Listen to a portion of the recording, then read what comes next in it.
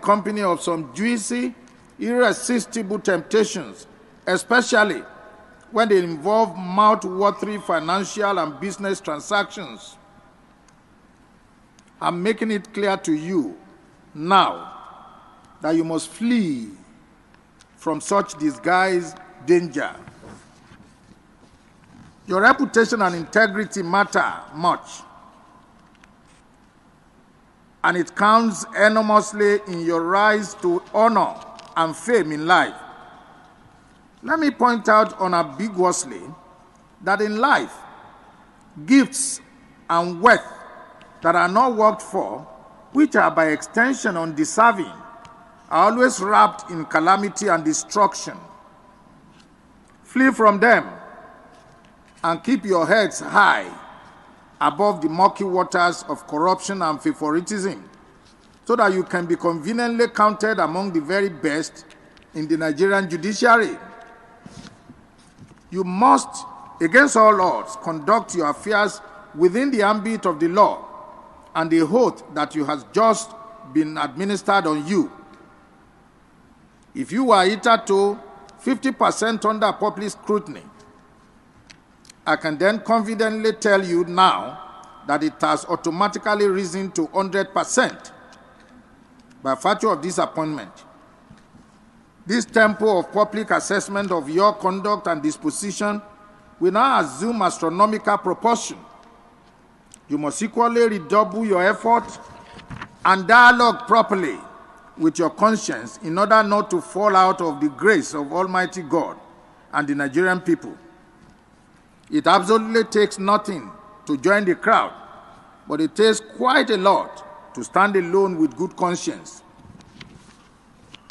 Several novel business and industrial disputes are occurring in the country virtually on a daily basis that have now inevitably made litigations to go on a steady rise. No court in the land is spared of this. We are constantly on our toes, and the dockets are ever rising in response to the challenges of the time. This underscores the fact that Nigeria ranks among the most litigious countries in the whole world. The onus is on your lordships to fasten your belt and roll up your sleeves to face the challenges head on. You must redouble your pace to catch up with the expectations of the litigants. As judicial officers, you have a defined mandate on earth that you must discharge with unveiled honesty and sincerity. You must give good account of yourselves to justify your appointment. However, if you decide to do the contrary, of course, the sledgehammer will, without hesitation, descend heavily on you. No judicial officer at any level of our courts will be allowed to drag the reputation of the Nigerian judiciary into the mud. We can't come this far to fail. Take heed of this admonition by working rightly towards occupying an enviable space in the annals of the Nigerian judiciary. All right. Before I play the other video for you guys, I just wanted to quickly appreciate everybody. Good morning, good afternoon, good evening to you all. How are you guys doing today? It's good to be back here again. Trust me, I've been on the road since morning. Yes, I've been on the road since morning, but it's good to be back here again, my people. How are you guys doing? How are you guys doing? Please press on the like button. I guess everybody can hear me. I can already see that we have Nikki Oko with us. Mother of all, Mommy Diaspora. Good evening to you, Mommy. Thanks for joining us. Good evening to every one of you. We appreciate you all, my people. Mike Akionbare, thank you very much. See Moriyi. Lady Eugenia, thank you very much. Obiajolo. Thank you very much, CXL, Sagbovo, Kwangai, Angolo, Emmanuel Chuks. Thank you very much. God bless you all. I want to be Ferdinand. Good evening to you, sir. It's good to have you on the panel, on the broadcast. Thank you very much, my people. Didi Anthony, I can see you right there. Good evening to you, sir. Thanks for joining us. Joy Otaho is with us as well. Ade Adobo, Ugo Best, Benita OK, Mavis Omanose, Madam Bella Naomi. Thank you very much, madam. I appreciate you all. Thank you. Press on the like button, my people, and let us do this together. Lucky Yamo is right there with us. Good luck, Jetro. Thank you very much. We'll go best once more. Thank you very much, Williams Winner. I can see you right there. God bless you. First us, and God bless every one of you. Desmond the Beans is with us as well. Evie Jack, thank you. God bless you all. Press on the like button, my people. Alabe Silvanos, thank you very much. Lady Virginia, thank you very much. Good evening to you. Madam Helen, I can see you right there. Miracle B, I can see you. God bless you all, my people. Good evening, good evening, good evening to everyone. If you press on the like button and help us to share, this is wonderful to be back here again. Thank you very much, my wonderful people. All right, I can see BTV Niger is right there with us. Thank you very much. Peggy Modi can see you as well. Jeko Obedient, thank you. Prince Matt's Clinic, I can see you as well. Good evening to you. Vitus Akwabella is with us as well. Thank you very much, my wonderful people. Thank you. Do your part. Press on the like button. Press on the dollar sign. Subscribe to our channel if it's your first time today. Michael Abba is right there with us as well. Rita Obey, thank you very much. Thank you, thank you, thank you. Now God will bless you, my people. Yes, Amaka is right there. Thank you. Good evening to you, Washington. Amorogi, thank you. Good evening to you. And God will bless you, my people. Lowa Chegun Oremi, thank you very much. Noma Titi, thank you very much. Good evening, good evening, good evening. Josh Shooks or Bibo is here. Good evening to you, sir. It's good to have you on the broadcast. Efori Beric, Stella, thank you very much. God bless you all, my people. I can say Oyinzi, Modia, thank you very much. Efako, Jubilanti, thank you very much. Adherence Sadolo, thank you very much, my wonderful people. Michael Ganemaro in the building. Good evening to you, sir. Thanks very much. Love God is my strength. Good evening to you, madam. Thank you very much, Madam Patricia. Patricia Enofe, my dear sister. Good evening to you. God bless you. Thank you very much, my people. Let's move on. All right. We have more people right there commenting. Wow. Okay. We have Timmy Idibe. Thank you very much. Origins, Madam Origin. Thank you very much. Inoma Inosakare. Thank you very much. God bless you all. Veronica Urbano. Good evening, my wonderful people. Yes, I guess we are done right now, right? Okay, we have okay, yes. I think I've mentioned our name, but in case I didn't mention your name, it's not intentional. Just understand with us. Sometimes we don't miss mentioning names, but I want you to know that I appreciate everybody equally. God bless you all, my people. Let's listen to this because hearing from other people, especially the people on ground, is a wonderful one, So I decided to say, okay, let's do this quickly together. Yes, now God bless you, my people. Let's quickly do this. Patience Idemu, they're just coming in right now. Now God will bless you. Now press on the like button. Love Bob. Thank you, thank you, thank you, thank you, thank you. All right, let's listen to this. I'll come back to you guys shortly. Of Nigeria and another thing we'll talk about. It's not easy.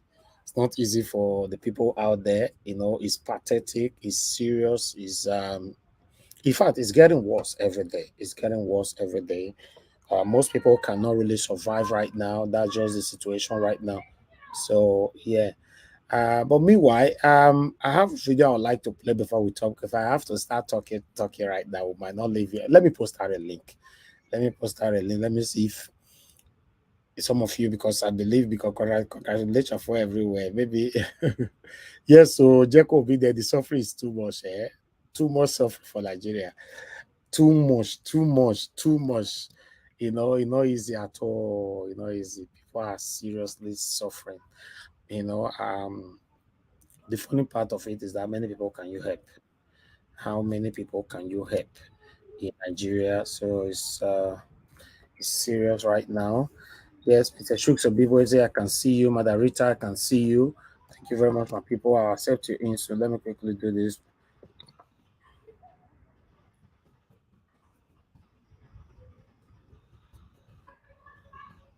Okay, sorry guys. I was just quickly trying to do something sharply there. Okay, let me bring my people in. Mr. Shooks of Biboise, good evening to you, sir. How are you doing today? Good evening, Mr. Elvis. First of all, welcome back. Yes, so Yeah. It's good to hear from you, you know, from this area again, you know. Yeah, It yes, shows yes, that yes. you're cared, you know, Yes, you go there. free hair. You know, free hair. You enter about better, not be heat anymore. Better hair. No You know, nepa. say, No generator. say that Nigeria where you go, right? If you know Yeah. how many people you bring along, you know, because they know, you know, they just talk. You did the country itself, you know. It shows that you love the country. That's why you are saying that, and that's, you know, for you to go in this time of the day, brother, you try. For one, I think maybe by the time you went there, is the money is about 800 to 900. But you see how much it is now. You know, so it's not Okay. easy. Oh, you Welcome mean back, for brother. dollar? Yes. So yes. So pounds You now know, 1,300 naira now. yeah, that's what I'm saying. You know, Yeah. and if you think how much it did when you come out, you know, say Exactly. It you was face about too seven much trouble something. for that Yes. place. Though. It was seven Yeah, something. You know, 798.50, something like that. you see. So thank God for your safe journey back home. Thank you, I, sir. I greet everybody who there for the panel. I greet all the people where they watch us. Thank you. Thank you. God bless you, sir. Thank you very much. Madam Rita, it's good to have you on the panel. How are you doing today, madam? Good evening to you. I'm fine. Good afternoon, oh, Sir West. Oh, thank God for Mr. Elvis. Oh, thank God. Oh, so Mr. Thank Elvis, yesterday you were saying you might come in late, so it was your travel time you were calculating. you. Yeah, you are James Bond. Oh, you be James Bond. Wallahi. So West. So I thank God for your life. I thank God for safe journey. I thank God for your family. I thank God for what you are doing, and I pray that what you are doing we shall not be in vain. In fact, I believe it shall not be in vain. It shall not be in vain. God bless you, Mr. Elvis. God bless you. Amen. I really Thank you. respect you so much with all the sacrifices you're making. Thank In you. fact, I see you. Let me just tell you, I see you. I see you. God bless you and welcome back. Welcome back to sanity. Sanity. Welcome back to the true country, the real country. Well, I would say sanity because these people stole from us to become what they are, but they had good leaders. But it's sanity. In Yeah, Nigeria, everybody is insane. yeah, but But what about our leaders that is also stealing from us? Why did they invest what they are stealing in the same country, Nigeria? they are suffering from mental slavery and PTSD combined. That's what they're and that's why we are facing all this, and they're all scrambling for money like some mad people scrambling everywhere, making useless policies that don't make sense. So it's like people that they have taken over the asylum, the mad people. That is, with all due respect to people with mental illness, all these leaders, I don't even call them leaders, self, all these thieves. They are the mad people, they've taken over Nigeria. So that's why everything is erratic right now. But welcome to sanity. Welcome to sanity. Thank you. Welcome to no noise pollution of generator. God bless Exactly. you. Exactly. Thank you very much, Mother Rita. God bless you. I appreciate you always as well. Before I welcome in my brother Williams here, I would like to quickly say that because of what Mother Rita just said, no noise of generator. As we speak right now, Lagos and Abuja is blackout, no single lights at all. Everybody is on generator. Everybody is on generator. Solar for Nigeria, if I tell you now, they quit the spoil. If you blow, it's spoil. Or if you travel, live out for 6 months, if you come back, all your battery don't frozen. Many things happening. Nothing is really working in Nigeria. That's just the truth. So it's terrible right there, right now. Williams Winner, my brother, how you doing today? It's good to have you on the panel. Good evening, Mr. Elvis. Happy Sunday, sir. Thank you. Thank you. Good evening, Mrs. Rita, and the panelists and all the people in the comment section. You know, I always envy you, Mr. Elvis, you know, but I'm believing that Nigeria is going to be great because they're still we are at home, like home. Just like when Mrs. Rita was saying, when I can say that everybody is insane, but it is not everybody.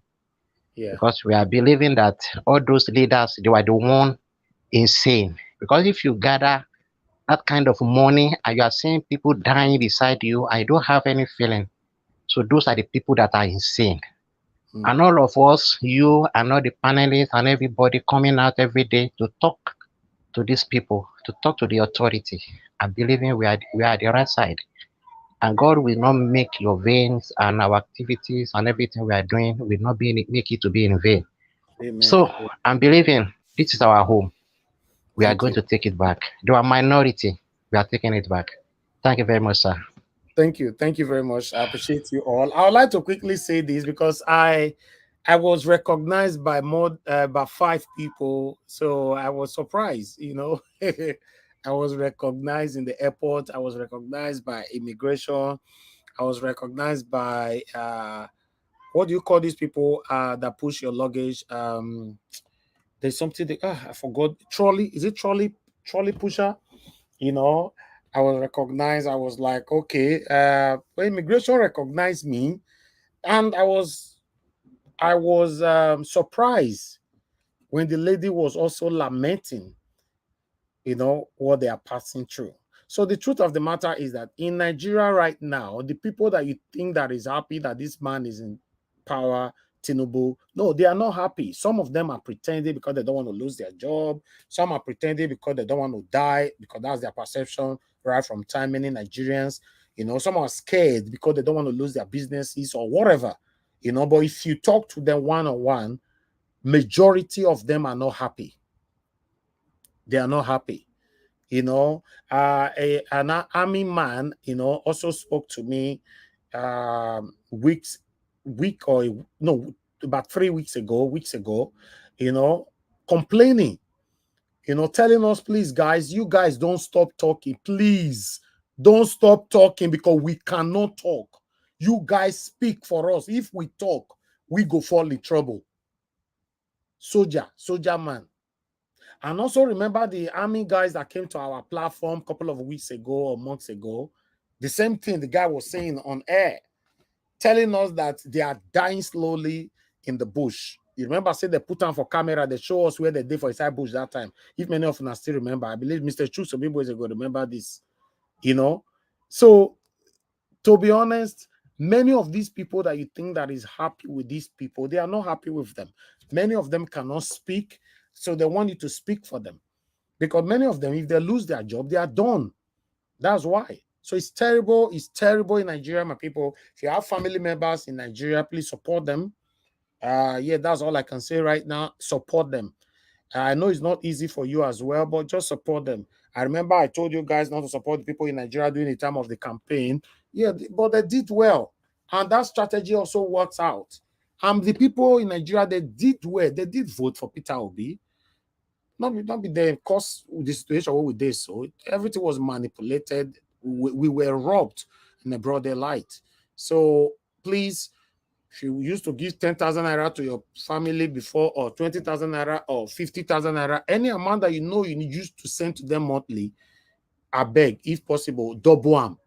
Yeah, if not 10K, double one to 20K. If not 50K, double one to 100K every month. Yes, I beg. If you get when I'm not going to blame me tomorrow. If you get, double one. Because it's terrible right now. It's terrible. It's terrible. You need to see. In fact, we'll talk many things will concern Nigeria. But meanwhile, before we move on, I'd like us to quickly listen to what Charlie Boy said. Because these people now, there's information going on now. They want to come up with their final judgment to give us a rerun. So we have to start rebuking it by now because Peter Obi won the election. We don't need a rerun. You can't give us a rerun. We don't need it. So I'd like us to quickly take this one right here. Thank you very much, my people. Press on the like button and help us to share. I appreciate every one of you right there that congratulated me. May God bless you all as well.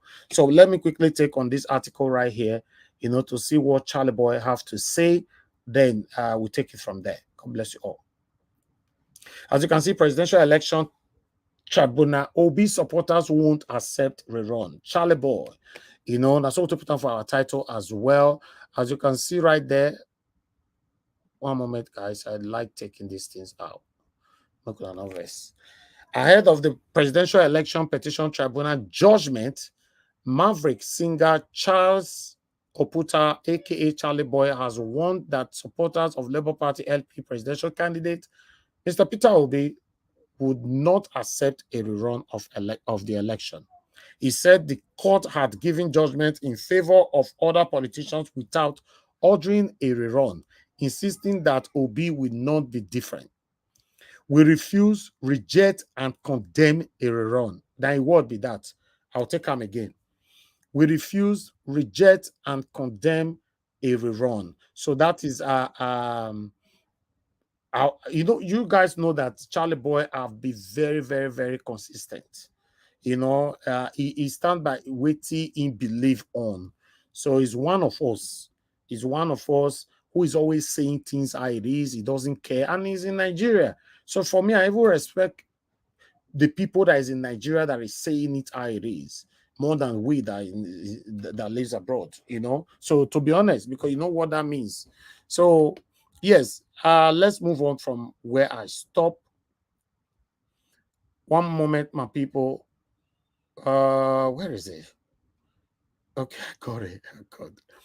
Okay, he said we refuse, reject, and condemn a rerun. If the judiciary did it for Rotimi Amechi of Rivers State, and they also did even greater wonders for Hope Uzodinma of Imo State, surely they can do even greater for Peter Obi. What is good for the goose is good, not to rerun, he wrote on Twitter. Yes, it's not long. It's just a short article, but it's powerful. Short article because it's good for us to be reminding these people of what they are trying to do, that what we can accept and what we will not accept. Yes, a rerun is a no, because information also reaching me that this week, remember, these people, they are very, very unpredictable. You know, they're supposed to pass this judgment last week. They refused. So this week now, we're also hearing information that they might likely, you know, be passing it, you know, this coming week. So who knows? So we cannot really say, because they are very, very unpredictable right now. We don't know what they are doing. We don't know what will happen. So let's see how it goes. But nevertheless, we don't want a rerun. It's very, very important. We don't want a rerun. It's forbidden. We rebuke it. It's unacceptable. We cannot take it. One, if you're going to go for a rerun, who is going to take it? That's another question that we should be asking ourselves. If we want a rerun, who is going to take it? Is it going to be the same satanic Mahmoud Yakubu? You know, is it no. You know, and two, where are they going to get the funds from? You know, we spent almost 400 billion in this previous election that Mahmoud decided to select his own candidates. So are they going to issue out another 400 billion again for another election? So these are things that these guys should put into consideration. It's very, very important they put this into consideration, because obviously we are not going to accept a rerun, you know, for the sake of the country, you know, especially at this particular time where a lot of us, you know, a lot of people are suffering everywhere. Why would you want to pass your judgment on a rerun? Or because of selfishness, or because you want to please the person that have paid you? Anyway, we shouldn't draw mother and child to judge you. We're only telling you that we will not accept a rerun. Thank you very much, my people. Waiting in anticipation, believing that the judiciary will do the right thing in Nigeria. We know that the mandate was obviously stolen by APC and Tinubu, and they are doing everything now to ensure that they still perpetuate this injustice. But their end has come, and Nigerians are standing up to the challenge.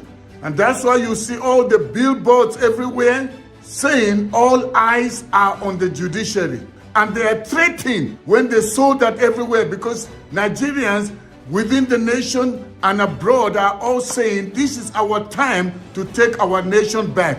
And we know Tinubu is a master scammer and schemer. They are doing everything to strategize and make sure they influence the case in their favor. When they knew they stole this election, broad daylight, and announced it at night when people were sleeping, we are seeing what is happening in West Africa. It stood against it, and many of the northern leaders, because if they invade Niger, the northern states, if not the entire nation of Nigeria, is going to be engulfed in that war. And I'm so happy that Nigerians are saying no to it. Whatever be Tinubu's plan, trying to make it look as if it is ECOWAS that is asking him to do that. And since he's the chairman of ECOWAS, they have no choice. But it's a lie. And some people are so daft, they don't realize the fact that Tinubu is strategically placing people where he is placing them because he wants to use them for his own selfish interest. Like the one he put over the army that they said is a Christian, but he actually plans to use him for his own personal gain. And now people are saying it's not Tinubu that wants to send the army to Niger. It is the new person, the new chief of the army that is responsible, so that they can make it look as if it's Christians that are doing it. But it's still part of the sinister plan of Tinubu. And people can see it, and they're blaming it and say, you can see now, it's somebody from Southern Kaduna that's trying to do that. But it's all a lie. Tinubu and APC know that this case is not going to be in their favor because it's too obvious. They rigged this election. Everything was a scam.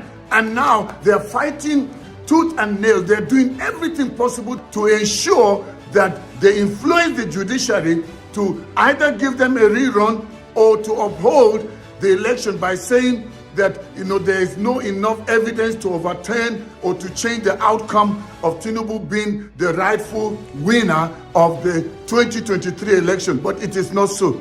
The case is too obvious. That's why we've been calling on the judges to do the right thing. Don't fear Tinubu. Don't fear APC. Nigerians are more than an individual. Don't let your conscience be seared. That's why we are saying all eyes are on the judiciary to do justice. We are not doing that so that we can intimidate you or terrorize you to doing something to favor us. We are just saying stand for truth, stand for justice, stand in defense of Nigerians, not your own personal agenda, not your own personal gratification or those that are putting pressure on you. Don't allow yourself to be bought. And you see now with all the billboards, and they are pulling them down. Now, why are they so afraid? Pulling down billboards and saying, but they are trying to use the fact that, the people that have the right to put up billboards, they are the ones that are pulling it down. But it is the same APC government using them to do that. They are scared. They can't stand to face the people. The people have risen. You can't beat them. You can't muzzle their mouth and say, don't talk. All Nigerians are saying is that we have suffered enough in the hands of these wicked tyrants that are called politicians. We are still calling on the judiciary to do the right thing. Another thing that Tinubu just did, we knew he brought in all the people that were nominees for his ministerial appointment, and most of them are the people that did the dirty work for him. So he had to reward them. Somebody like Ganduje that we know is very corrupt, when he didn't make the list, so what did they do? They ensured they pushed the former chairman out and made Ganduje the chairman of APC. That is the party that wants to rule and govern you. Gather so many people whose track record we can never trust. Many of them have cases. They actually should be behind bars, but they brought them in to cover up the whole mess, but they cannot cover it up forever. Now Tinubu is planning to swear in many of these people that we all know, many of them are corrupt. And you know what he's doing? Strategically, the one that is part of his lead counsel in this election tribunal, he now appointed him and is making him, what is he going to be? Will be Minister of Justice and Attorney General of Nigeria, so that he can use him to influence the outcome. This time around, that's why Nigerians, in case the judiciary do something funny, let's take our nation back.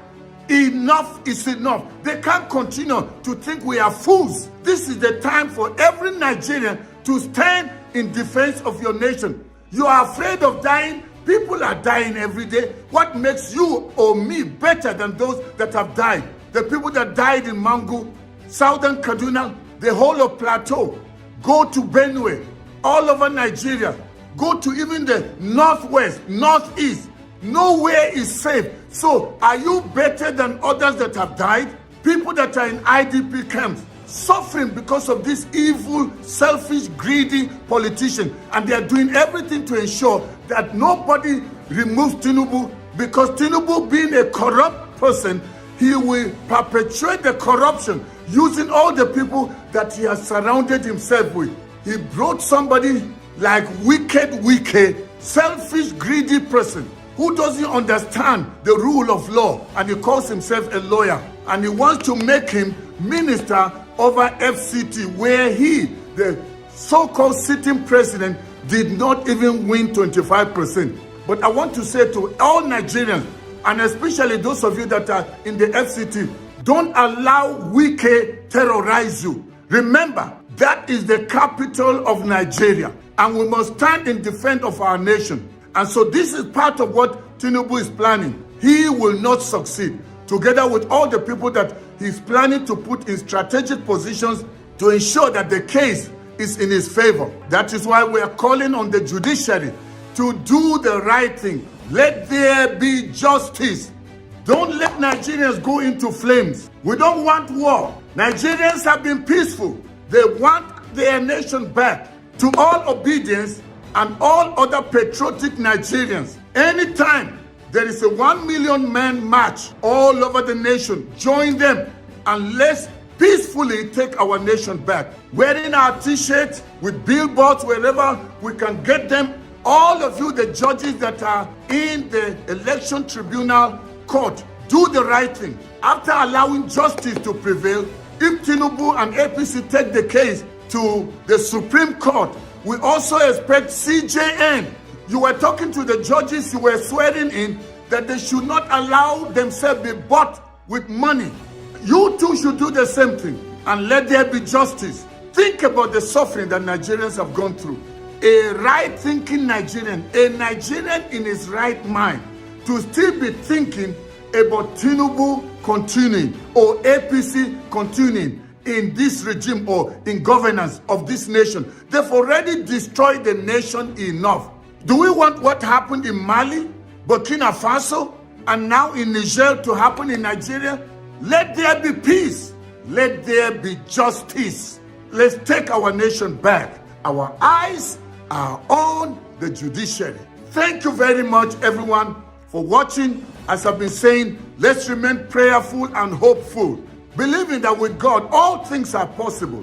I want to say thank you for being part of today's broadcast. Why don't you go ahead and share it with as many people as you can so that they also know what we need to do. And like this broadcast, by so doing, it will be recommended to more people so they can also watch. And if you have not subscribed to my channel, why don't you do that right away? It's always a joy to speak about what is happening in our nation and what we need to do to take our nation back. I look forward to seeing you next time. Once again, this is your friend and brother, Dr. Haruna Goro. May God bless you and may God bless the Federal Republic of Nigeria. Bye-bye for now. All right. Thank you very much, my people. I appreciate every one of you. Thank you very much for your time with us. That is it. It's time for us to start talking. Currently, we have over 900 people watching us on Niger Watch, about 800 right there. So I encourage you all to press on the like button, because the likes that we currently have right now not good enough. We only have 200 likes. Is not good enough at all. I'm sorry that I have to say this, but it's the fact. The likes is not encouraging at all. Please, let's take that likes to at least, if we have over 800 people watching us on one particular channel, we should be staggering at least a minimum of 400 likes by now. Depend, because I normally like to have it, but 200, is not good. If you can hear my voice, join us to press on the like button and let's hear from our wonderful panelists. Thank you very much. And I got a super chat from somebody while the video was playing. I'd like to quickly appreciate Peggy Modi. Thank you very much for the super chat. May God bless you. Your statement goes like this. Mr. Elvis, may God bless May God continue to strengthen you and bless you always in all that you do, and your labor of love shall not be in vain. In Jesus' name, amen. Have a cup of coffee with a token. That's not a token, that's a lot. Thank you. Thank you. May God bless you too, Peggy Modi. I really do appreciate you. Thanks for your continued support. Guys, if you can emulate that, that would be nice. Support what we are doing. May God bless every one of you. Continue to press on that like button as we hear from our wonderful people right here. Dr. Ken, thank you very much for joining us. Good evening to you, sir. How are you doing today, Dr. Ken? Dr. Ken, can you hear me? I can hear you. Yeah. Okay, Good thank you, sir. afternoon. Good evening to you. How are you doing, sir? Well, the Lord is great, man. Good to have you back again, brother. Thank you. Thank you, sir. Thank you. It's good to have you on the panel as well. So I'll come back to you shortly. Not a problem. All right. Let me start from the first person on the panel, which is Mr. Shooks Obibueze. Mr. Shooks Obibueze, thank you very much, sir, for your patience. Please talk to us. Let's do 8 minutes. Okay. Thank you, Mr. Elvis, once again for this wonderful opportunity. I would like to start with area father saying that we obedient, we reject anything to do with re-election, because I don't call it a rerun. I don't see where rerun comes in here. If INEC didn't meet any criteria or whatever, you shouldn't change to a rerun. A rerun is whereby nobody meets the qualification to be president. And I will continue to say it because I think I don't know if it is the judiciary that is interpreting it in that way, or we the people. But whichever way, all we know is that we will not agree to anything to do with calling another election in respect of the presidency. Now, it is unacceptable to us, just like Charlie Boy Oputa said it. It's unacceptable to obedience because we've spent money. Mr. Elvis, you asked the question: are they going to borrow another 400 billion to do that?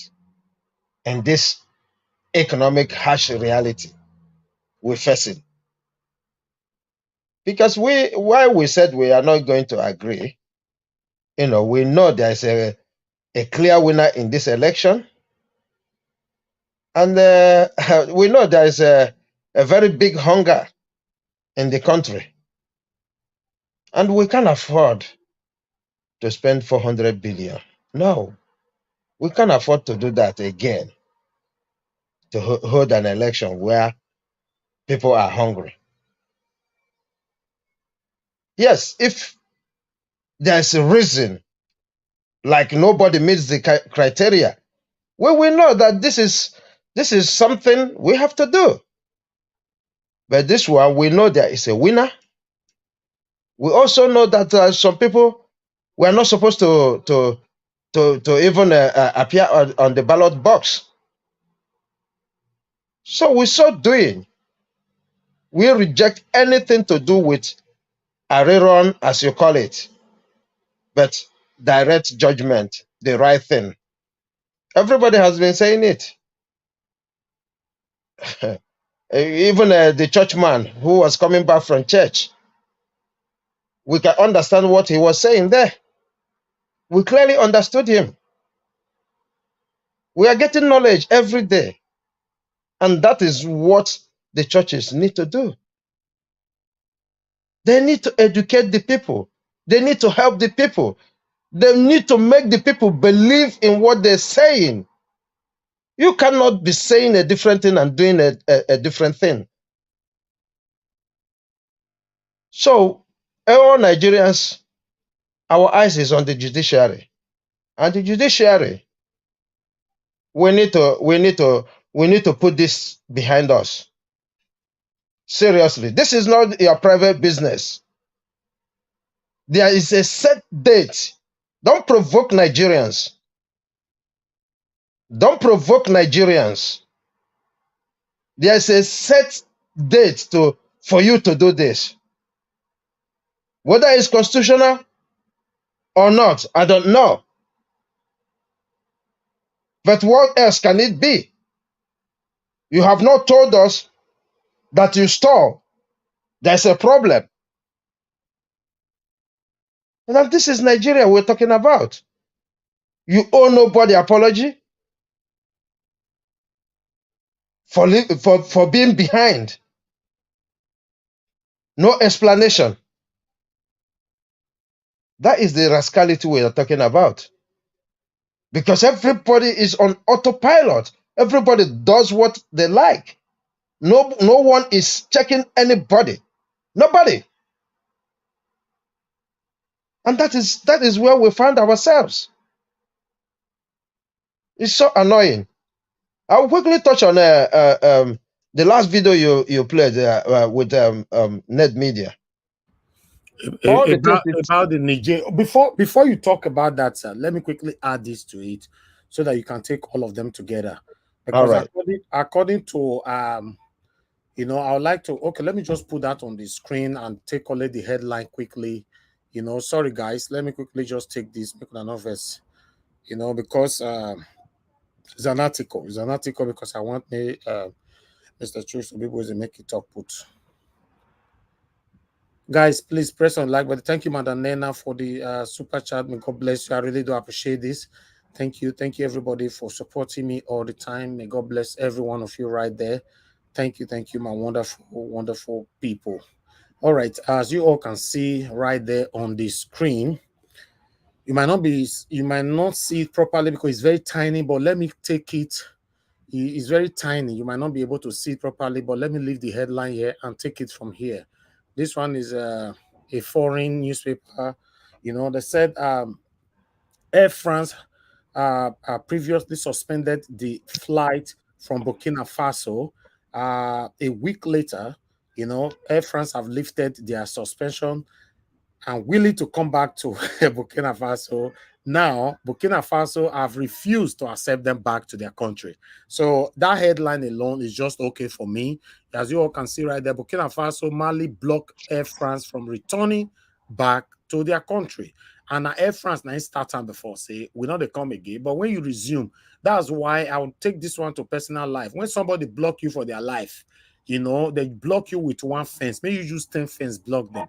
When they don't tire of blocking you, when they want to come back, there's no space for them. That's how it is, you know. Thank you very much, my people. I would like to thank Chika Udobi. Thank you very much for your super chat. Pocket never run dry. Appreciate you all. Thank you.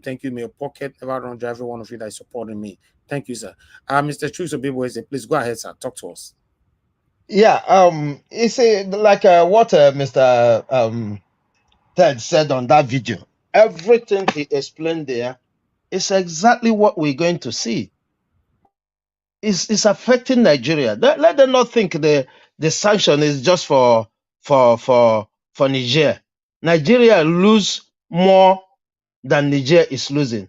Yes, they suffer more than Nigerians are suffering. But let me warn ECOWAS and whoever that is pushing them. A single bullet fired in Niger can turn the whole West Africa into big problem that 10, 20 years they cannot solve. They should not underestimate what is going on now. The people are behind all these freedom seekers. We don't really know their ambition. But as it is today, we can see that they are with the people and the people are happy with them. So let them not think. We can see what is going on in Ukraine. We see how it is. When the people are behind, it doesn't matter who you are, you're going to be defeated. And that is exact what this Burkina Faso, did by telling Air France. Hence we can deal without you for 1 week. We can do it in hundreds, thousands, even millions of weeks. It's tick for tat. We cannot continue to swallow rubbish from you. Enough is enough. And that is why I'm warning ECOWAS.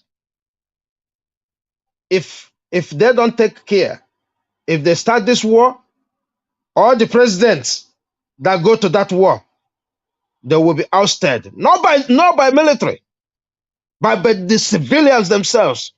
Mark my word. You cannot escape what is going on here. We are getting educated every day.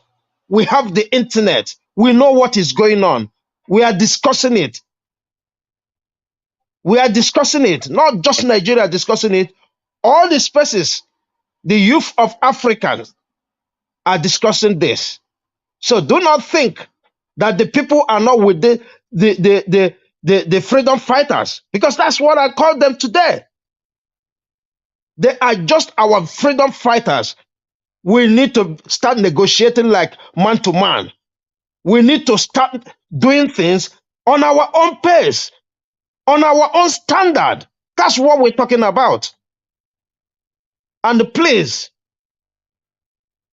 the COP leaders, I hope what you're doing is standing on a very solid ground to bring them to negotiation. We don't want you to stay 3 years. We don't want you to stay 3 years. But I hope what you're doing is to use that to get them to negotiate. I yield here, Mr. Elvis. Thank you for this wonderful opportunity.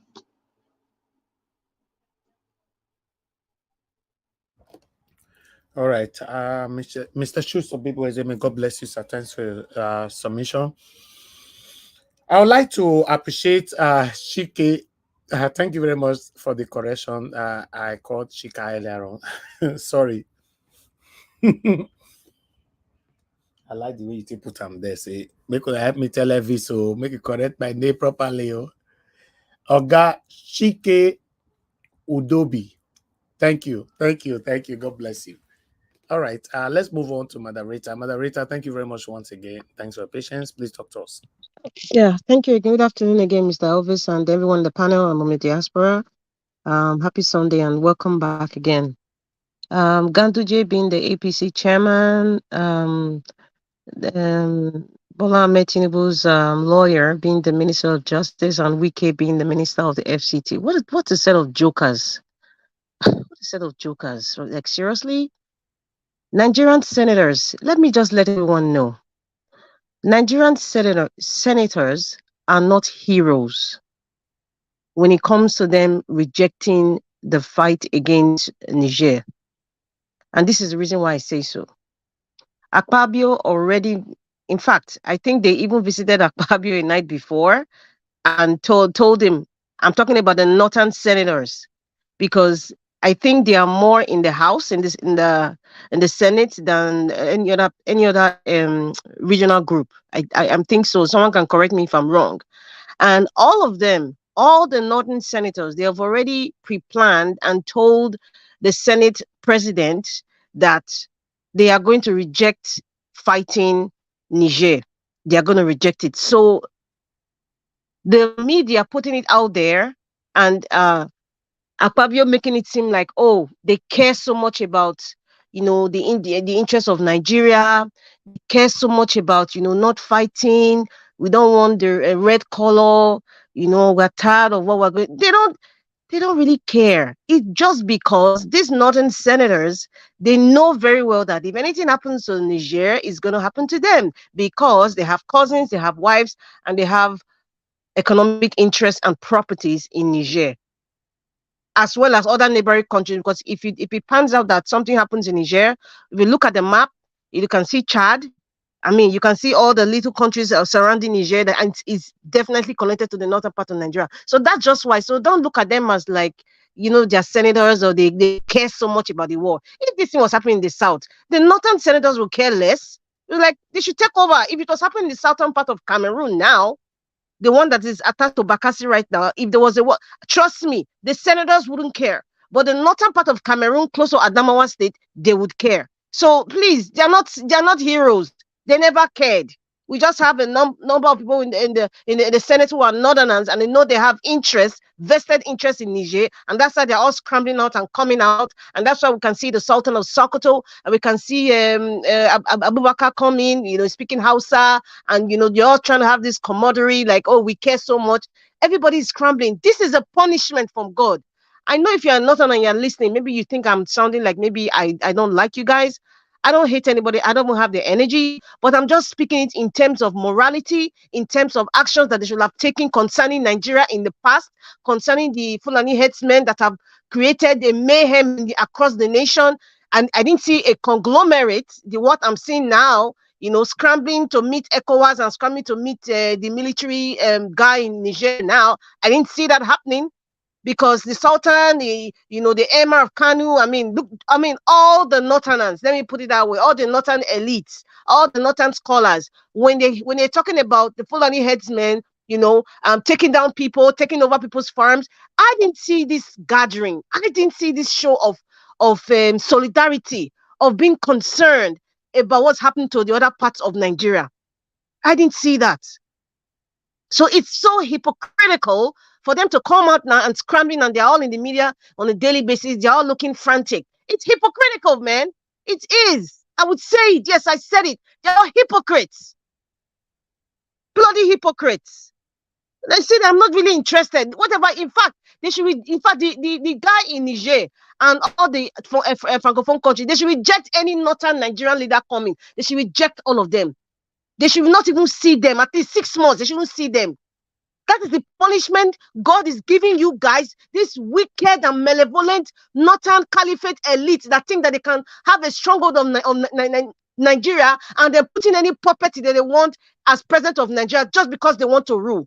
This is the situation. If you had someone like Peter the Rock Obi, I don't think it would, the decisions that this Agbado is making, that he made and being a puppet to the West, all this nonsense wouldn't happen. Because we have a reasonable man, a tactical man, a man that understands the value of being Africa, a man that understands the value and the wholeness of being African, brotherhood. But the one that we have, they're all selfish puppets. So the northern elites, this is the punishment, and it's just starting that God is giving you people. Because many of these northern elites, many of these scholars like Mahdi Shehu, the one that called himself Dr. Mahdi Shehu, that man that lied, I'm calling him a liar because he lied against Peter the Rock Obi and his son during the election campaign. He lied, so I'm calling him a bloody liar. He was the one who was wearing a fake neck braces. It's the same Mahdi Shehu that comes on national TV to start talking about how incompetent this government that you supported it is. Man, those hypocrites, man. Hypocrites. Bunch of hypocrites. Bunch of hypocrites. They don't care about the poor northern man or woman. Okay, all those massacres that's happening just in Kaduna. I did see all these leaders come out. It is the same Fulani brothers. Hello? Bloody hypocrites. Bloody hypocrites. Burkina Faso rejects Air France. Yes, I give a round of applause. In fact, everybody should give a round of applause to the leadership of Burkina Faso. Every single one. Because they did the right thing. You cannot not come out and listen. The hegemony of the West, France and America, the hegemony of what they're doing in think they can have control is coming to an end. That is the truth. And thank God for this day and time where there's so much awareness, where even if they want to put a propaganda out there, a lot of people have seen examples of what have happened in the past, what is even going on now in Russia and Ukraine. So you cannot trick the people. So right now, it is the duty of these francophone countries to start educating their people. Start educating their people to know their worthiness. To know their worthiness. So they should reject Air France. Air France is not the only flyer, for crying out loud. And this is also a call to African having their own airline that is respected. Not Ethiopia has their airline. If Ethiopia is sensible, let me not use the word sensible now, like as if I'm putting them down, but I know Ethiopia Airline is one of the biggest in Africa. So if Ethiopia Airlines can support the people from Burkina Faso and say, you know what, if you need international flight and maybe Air France doesn't want to come there, don't want to replace. Even all the Western airlines stop going to Burkina Faso. At least we have Ethiopian airline. At least I can say we have Ethiopian airline because it's one of the biggest in Africa. If in Africa, yes, it is the biggest in Africa. So kudos to them. This is what I'm talking about. Leadership. You cannot come and dictate to me or carry this imperial behavior and thinking that your hegemonistic attitude will make me start crawling and begging for you. No, because all of a sudden now they want to want to come back now because they know that Africa really, we can do without the West. That's the truth. We can do without the West. They can't do without us. And I'm yet to see I am yet to see, maybe it's out there somewhere, but I'm yet to see a French person, a real French white person, come out and start speaking against what the French did. I am yet to see it. All of them are all silent. I am yet to see it. They are all silent. I am yet to see it. Because all these things that's going on right now, they cannot tell me that they're not aware. They cannot tell me that their country is benefiting from the sweat and the blood of the African child in all these Francophone countries. They cannot tell me they don't know. They cannot tell me that they're ignorant. Although I know some of them are ignorant because I have experienced that too. I have seen some people who are ignorant. I'm talking about the white people who just feel that they are doing us a favor. But most of them, it is what they taught them in school. It is what their parents taught them, and they have refused. And they have this ideology that they have some sort of supremacy. So you can say, I would say the most populace of the old school French, many of them, majority of them, still have that mentality of French imperialism. It has to end. It has to end. And I in all of this, I still haven't heard what the African Union has said. At least there's a chairman of the African Union.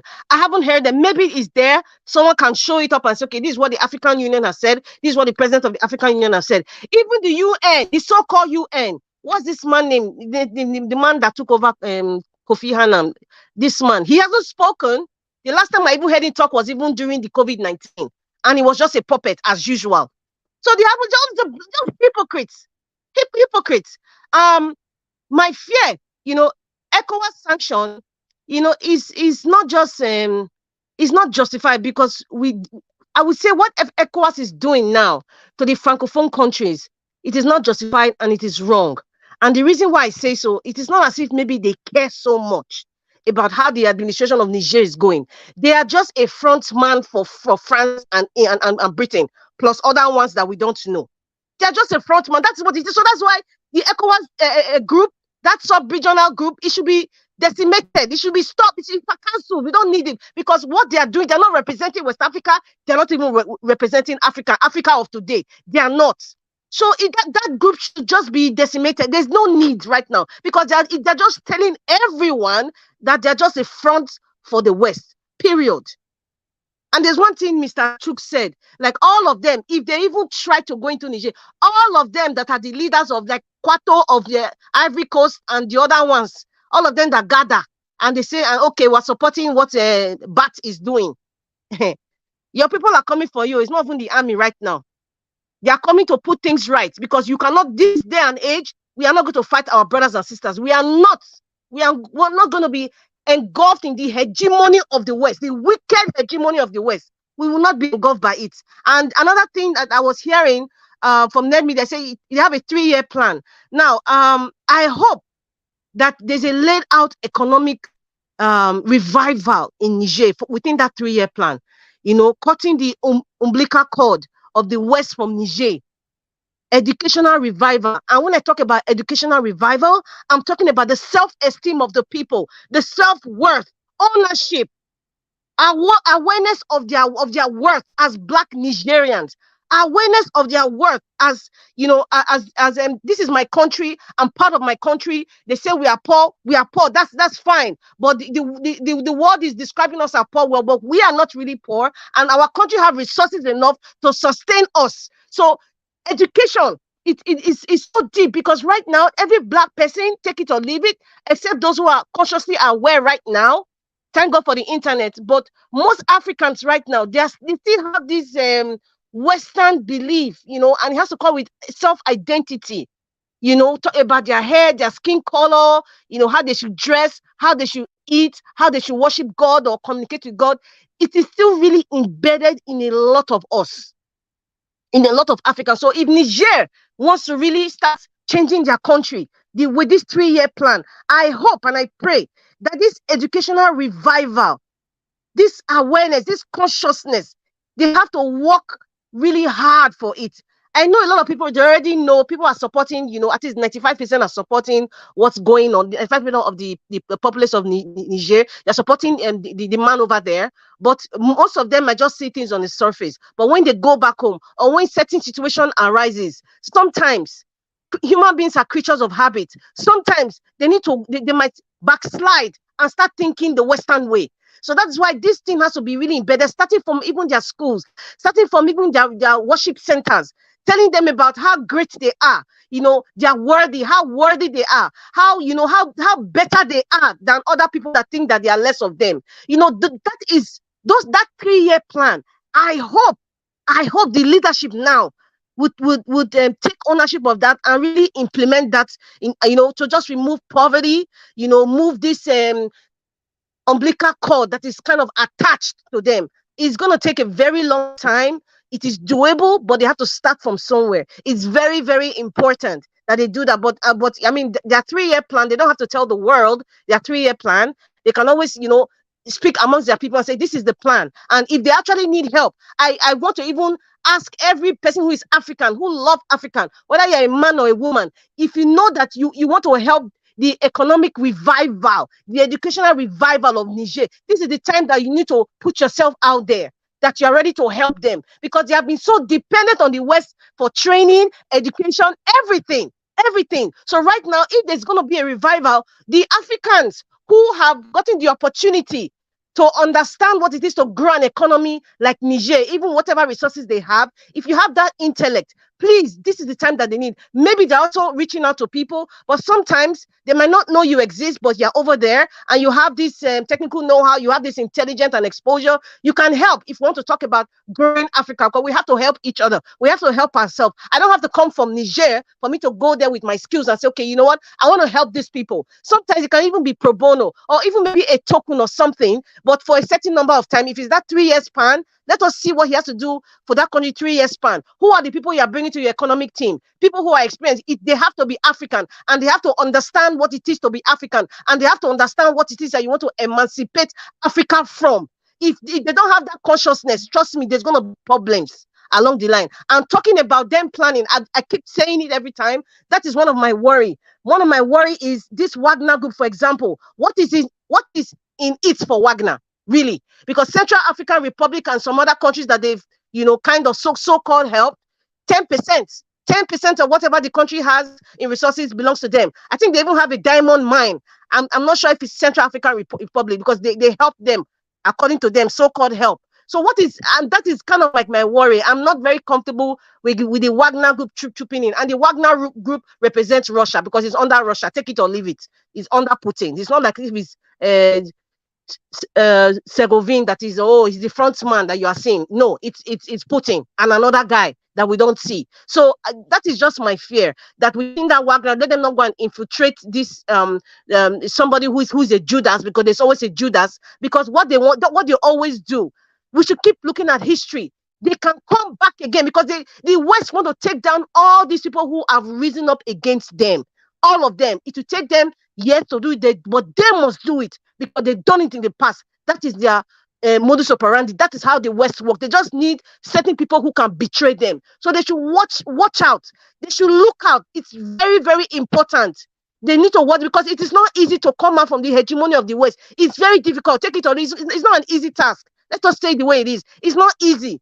But if we can come together and join hands and interlock ourselves, it will be very hard for anybody that's being influenced by the West to come in. And any single or any tint of anybody's kind of behaving in a certain way, tilting towards the West, they should put that person aside or take that person down, put that person in jail, or exile that person, because we don't want any bad eggs to spoil the majority of the eggs that know what they want to do. That's how countries like Singapore rose, China, because group of people, they love the country. They say, okay, this is what we want to do. Everybody obeys. Anybody who is not in line, you are going to be stepped aside. So that's what Africa needs to do. Niger, that's what you need to do. And Mr. Charlie Boy, God bless that man. Those are the kind of men. He's in his 70s, I believe, with white hair that we should respect. In Nigerians who are still talking, on behalf of the majority of Nigerians who want good governance. And he's just said it the way it is. We must refuse, reject, and condemn this so-called rerun, because the person that won, the person that the majority of Nigerians voted for, is Peter the Rock Obi. Period. And Ahmed Datia was our vice president. No one else. No one else. If we have to do all the recount, if they have to call us in diaspora to count every count, even the count is too much, the voting is, we can volunteer ourselves to count. Obedience are ready to count it for the judiciary if they want to do a recount again. Because Peter Jirokobi is the winner. They should just declare him the winner. And what's his name? The Chief Justice, Ariwola. Wherever you see Peter Obi, whether it's in his dining table, swear him in there. Swear him in there and let him start running the country the way the country is supposed to be run. Please, we're just sick and tired. And even talking about rerun, how can you have an economy where, you know, they're thinking of increasing salary, but you know, your expenditure is even is not even reduced? How? And they want to do a rerun. Mr. Niger, what you said, 400 billion. That's how much they spend. Approximately 400 billion. Let me tell you, that one is just for the papers. That is just for the papers. That 400 billion is double. The money is double. When you have things like ways and means, like what's his name? Emefiele. Emefiele was signing for now. He cannot bear the heat in the kitchen right now. He's crying and saying that he's ill or whatever it is, because that's what all of them do. That money, they spent more than 400 billion. They spent double that money for this election. And we know most of that money went to voicemail. Most of that money went to the pockets of Mahmoud that spoiled everything for us. Because he's a sellout, and tomorrow you're going to go and pray 5 times a day. How can you talk to God like that? How? And you're a professor, and the other professors that teach in school, what are you going to teach me as a professor? How do you think I'll be looking at you? How?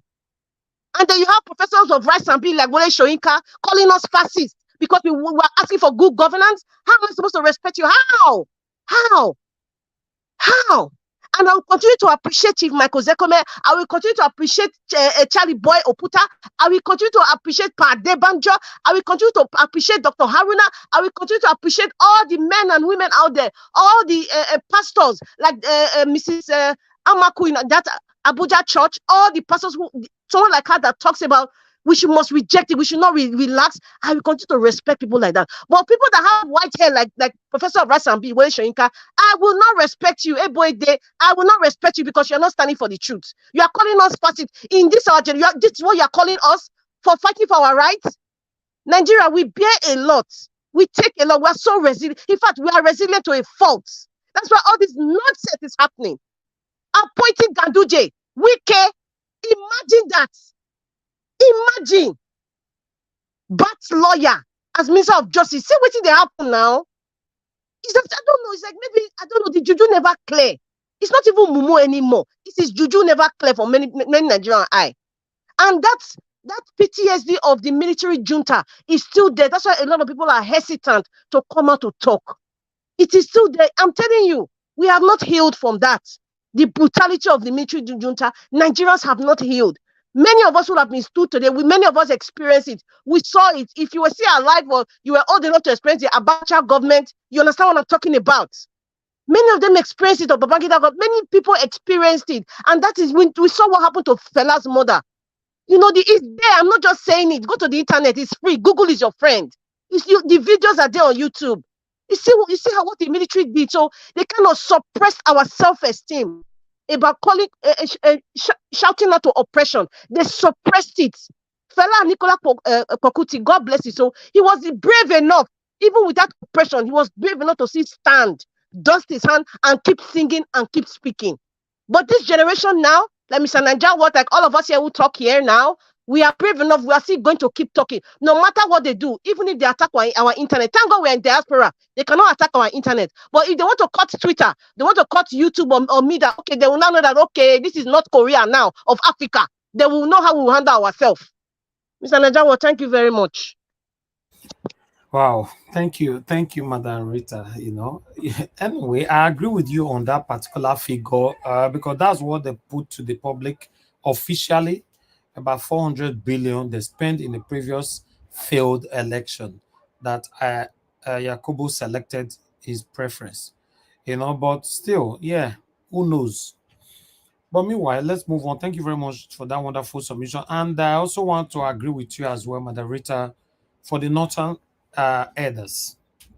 For the Northern elders, their reactions to this Niger issue and all that surprised me. I addressed it 2 days ago, I guess.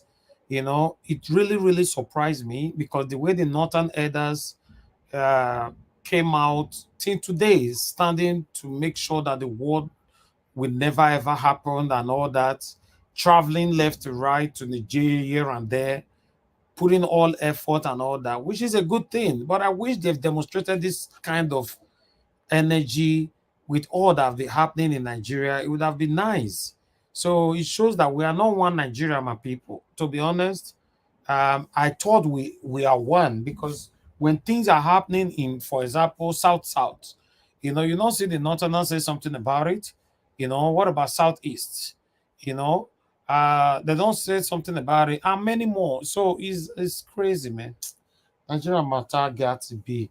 Sometimes we preach love, we preach one Nigeria and all that, but some people don't really want the one Nigeria, and it's not one Nigeria, and it's really, really sickening. Is so biased. I'm surprised. See the wall of the tea park come out. Now wow, they are very, very active at this particular moment. They are active. Anyway, let's hear from others. Thank you very much, my people. Press on the like button. Somebody asked me earlier on, Rachel Sazuwa, thank you very much for you asked me to post a link to join our membership, and you did. Thank you very much. May God bless you. I really do appreciate you. Thank you.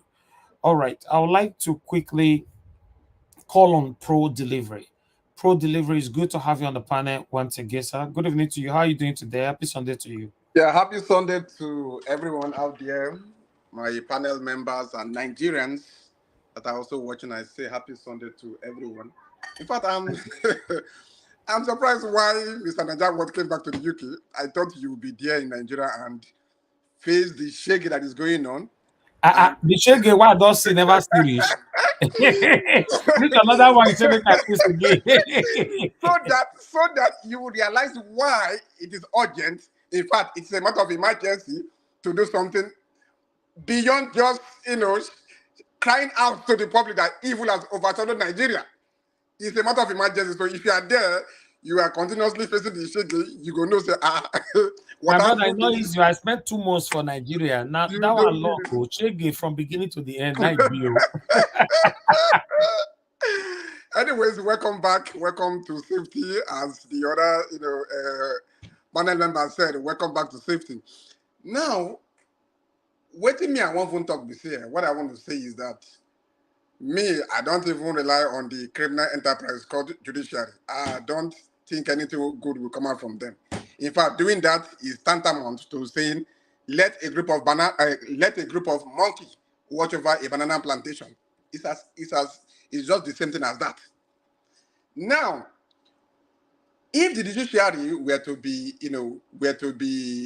if they are to have conscience, what they're supposed to do is this. What they're supposed to, I'm just assuming that they will do the right thing, but I know that they will never do the right thing. What they're supposed to do is this. In the circumstance, it is just like you going to write exam.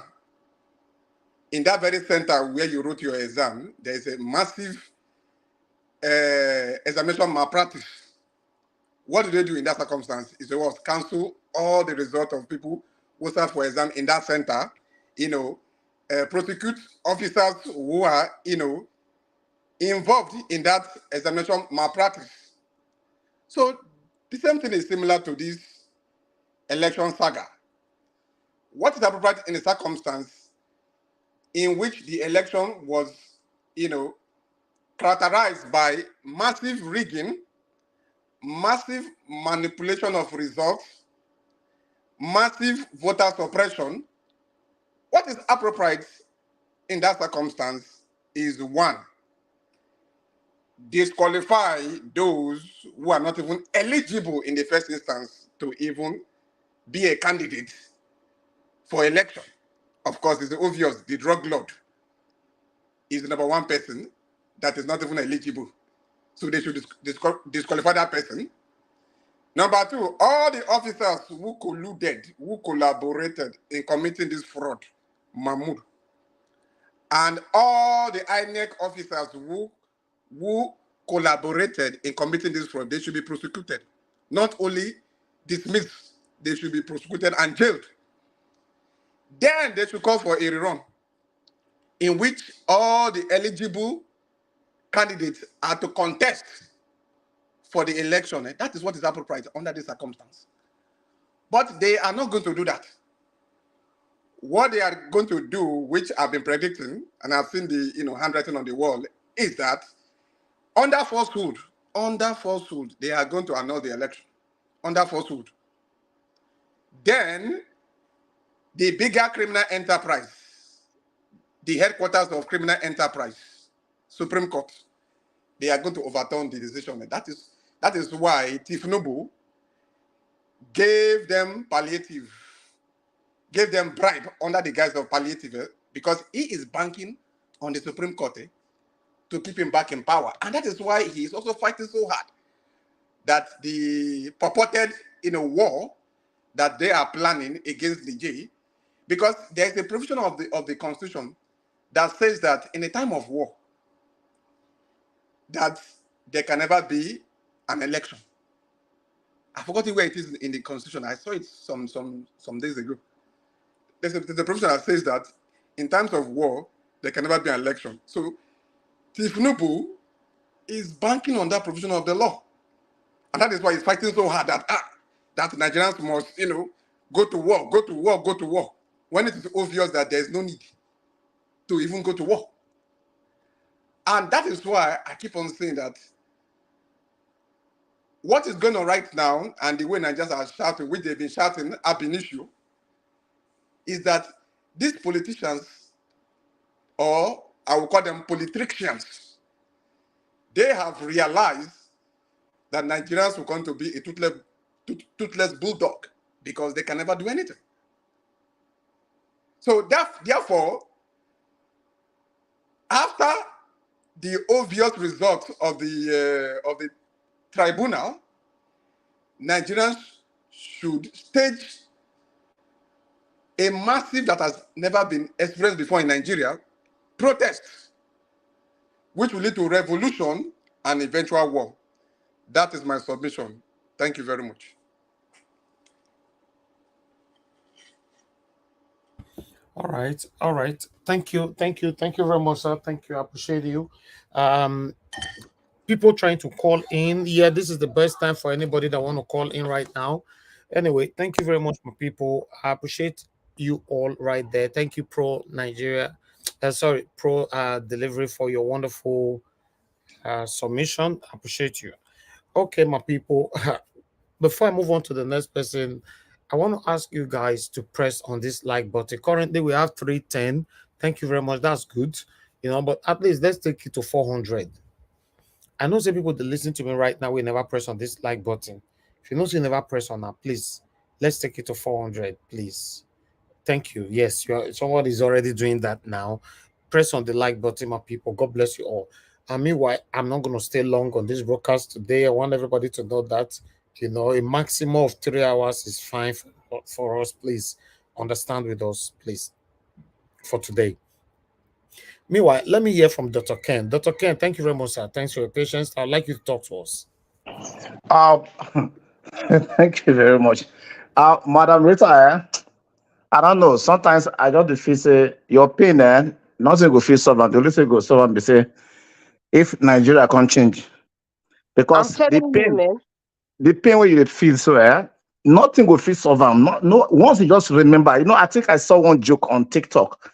He said you don't need to set alarm to wake you for Nigeria.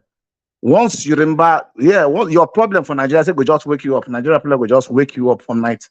The issue is this, I don't know. I don't just know, actually. This country, I think last, I know so many people they talk about this point, but I wait at the look for the end of the whole day. Last, Nigeria problem will be solved by revolution. I just the pray say, my mind there, the way I just the pray say, the way Tinubu they say want to show hero, want to form a hero for another country like Niger, carry the team for head, like say, you don't hear say Ghana president, they talk the way Nigeria, maybe you go say because I'm not president or the chairman for the place. I think they do that thing and make one boy, one small military, whether a colonel or not even sergeant, just jump, enter Aso Rock and scatter everywhere. And they just announce for radio as we say they say they don't take over Nigeria military junta. I go just happy where. Honestly, I go just happy pass with it like this because I just dey see the problem, they mount up over and over. Look at the appointee with this guy they make. You know, go no say Nigeria na den of thieves now. You go feel officially see am say na den. I thought we were fantastically, just only fantastically corrupt.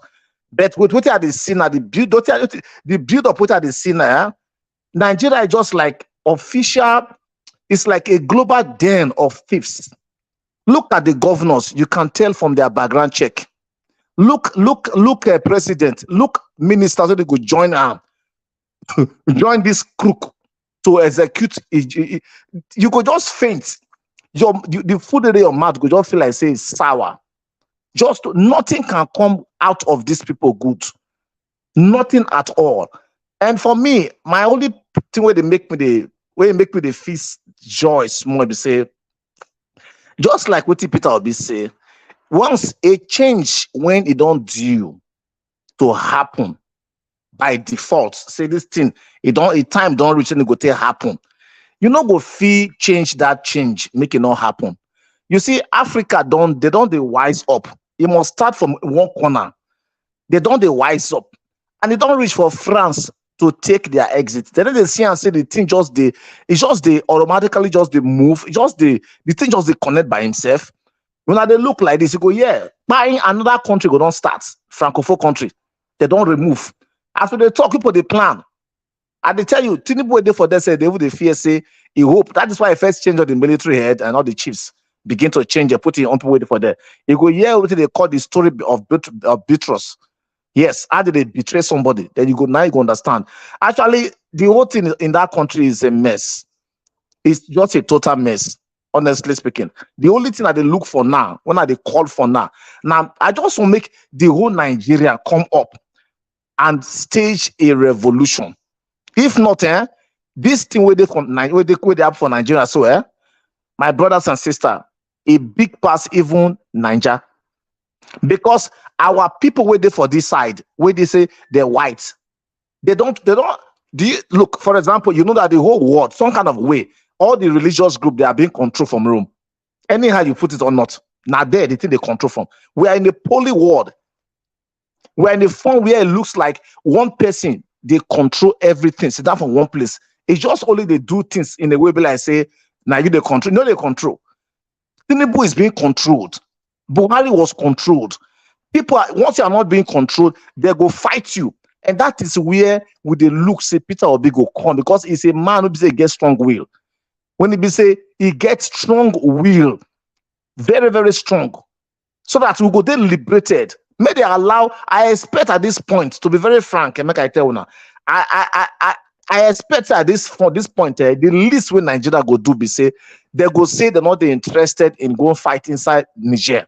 Not because they're not going to fight, but because this is a war we be say we supposed to happy for inside.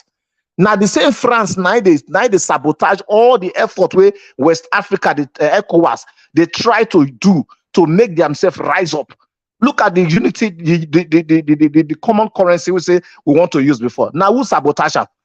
Not be the same France. Look at every kind of government, anything that is geared, anything we say you push towards say make West Africa get better. Now the same France, now they go punch them. Now they just punch all hole for there, make the thing not survive. Now you don't see and say nature, you don't see and say karma, you don't see and say everything that is natural. Don't they fight against them? What did they do? Now to support the effort or to just remain mute. Make them go fight their own war for there. And this war where they say they want to fight, say go come finish. I don't know what that thing, but when they grow up, they read news. Make it say war, no they finish. If you know what they call Cold War, if you don't know say war, no they finish. Because number one, Ghana and the other West African countries, they go join, they feel happily join troop, but they go fight. You know what? They're not go they directly affected in the post-war era. Nigeria go dey very, very I don't know. They go dey very, very affected because Niger and Nigeria, they are having the same common border. After this whole thing, it's urgent. I don't know, because Look at what I even they look for news since yesterday and today. Say the Nigerian people, the military junta, they don't decide to get these people from civilian defense force, how they call them. So they are ready to get people enlisted into the arm. They want to get them into this place to make sure that they train them, give them small training, and then also put arm for their hands. Now, poverty in the country, no job. What did you say go happen? They know say Nigeria rich. Oh yeah, we join bandits. Now, most, I'm not saying every Muslim na terrorists or na police, they do this kind of a thing, but they are, most of them, you know, they like that kind of, some of them. And it's easy. Government, you don't get your own personal arm. Now just to come join. Where you go, they kidnap, you go, they make plenty money. So after the war don't finish, they go begin to have what they call cross-border attack. You not gonna know what they do. Because at that time, you don't get bad blood between Niger and Nigeria. What happened to Liberia and Ivory Coast and even Guinea? Because the Charles Taylor with them get loggerhead. Samuel Doe and these two countries, they had problem too. So when the rebel were coming, Charles Taylor rebel and the other group were coming, they just easily passed. They had their training inside Ivory Coast. They had their camp inside Guinea. Now there they launched the launching where they enter 1990 to come enter Liberia. Until today, see the damage, we never recover. Liberia never recover from the aftermath of the war. What would they talk like this? Then they see example from what did happen for Ukraine. Say this war, you know they finished. People say the way Putin just did like that. Now almighty, so he could just crush Ukraine for just about 1 week or maybe maximum 1 month. The whole thing not finish. Then they will come rebuild the whole Ukraine like that. Now so they easy. The war still they on. Now we go affect the destruction. I know they go promise after that, they'll come the promise they want to do donation for Nigeria to rebuild this part, to do this one, to do that one.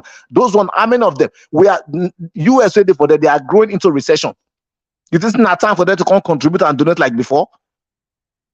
This is not the way things supposed to be. The problem of this country, they very plenty. My own mind is just that when I want to clear my mind, I just look at TV and watch movie and just think of something else, because each time I think about home, say make I think about Niger, I just think of this one you call. They say no, my internet not good though.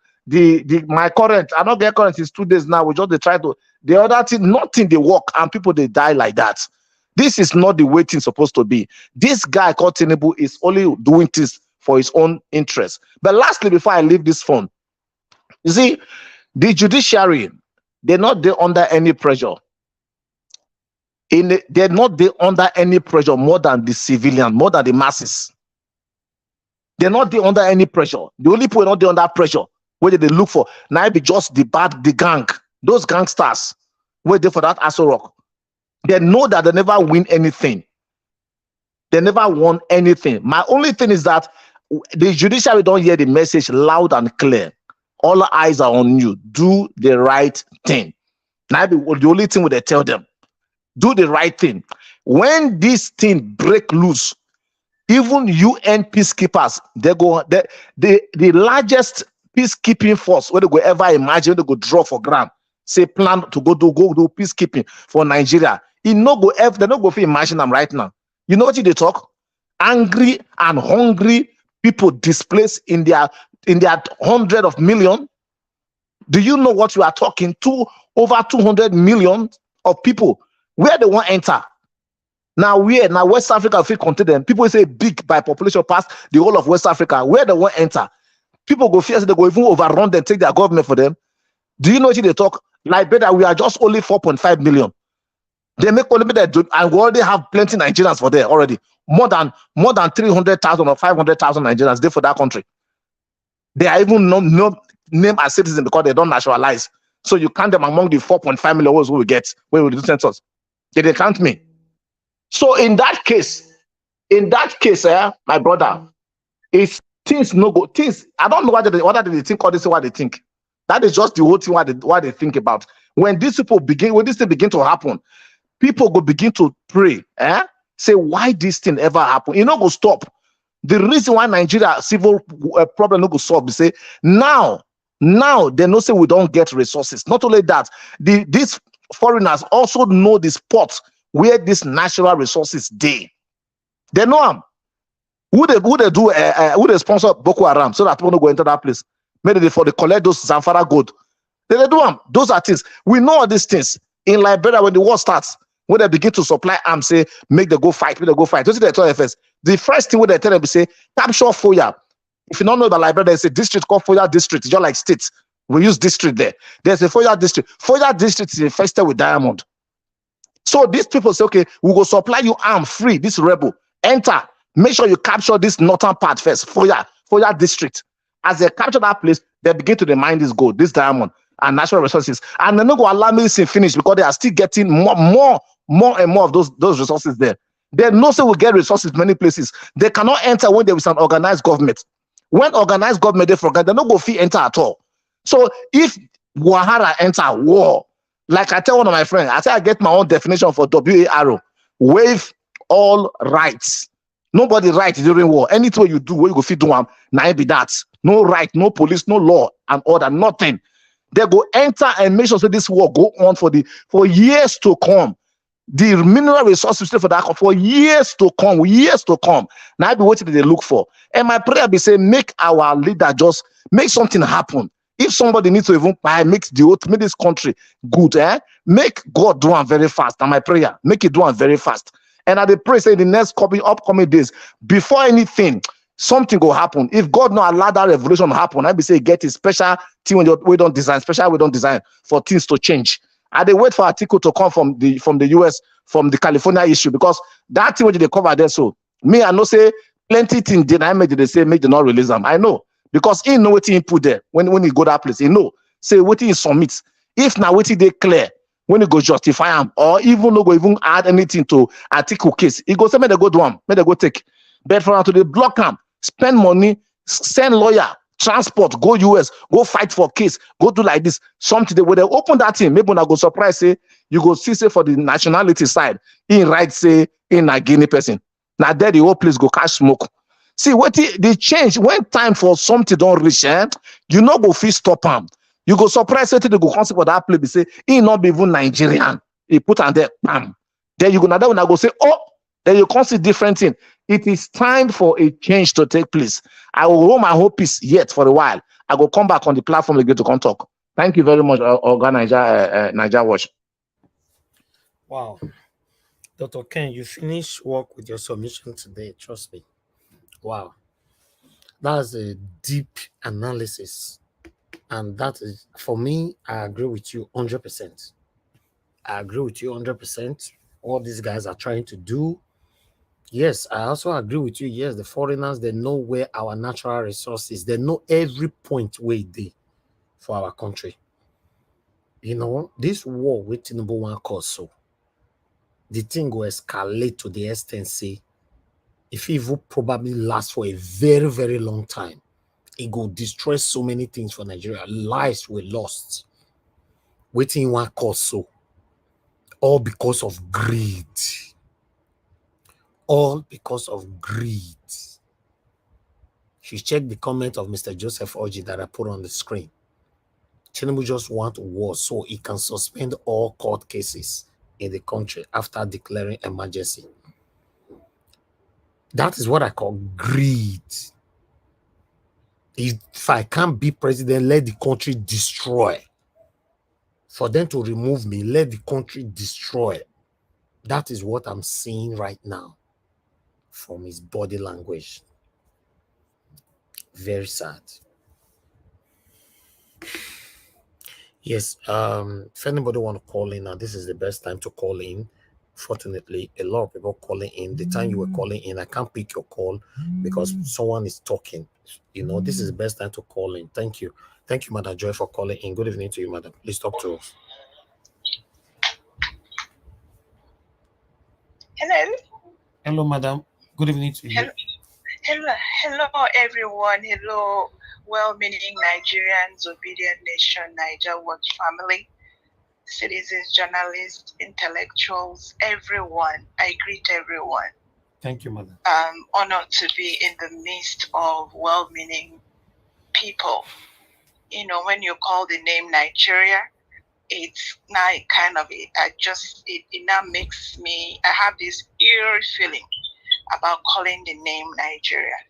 Before this amalgamation, what I heard is one CC and a boyfriend just pulled a group of people that have name, people that have value, people that have inheritance, people that have their culture. Just one boy and one girl flew from wherever they came from and just put a name. And that is how we found ourselves here.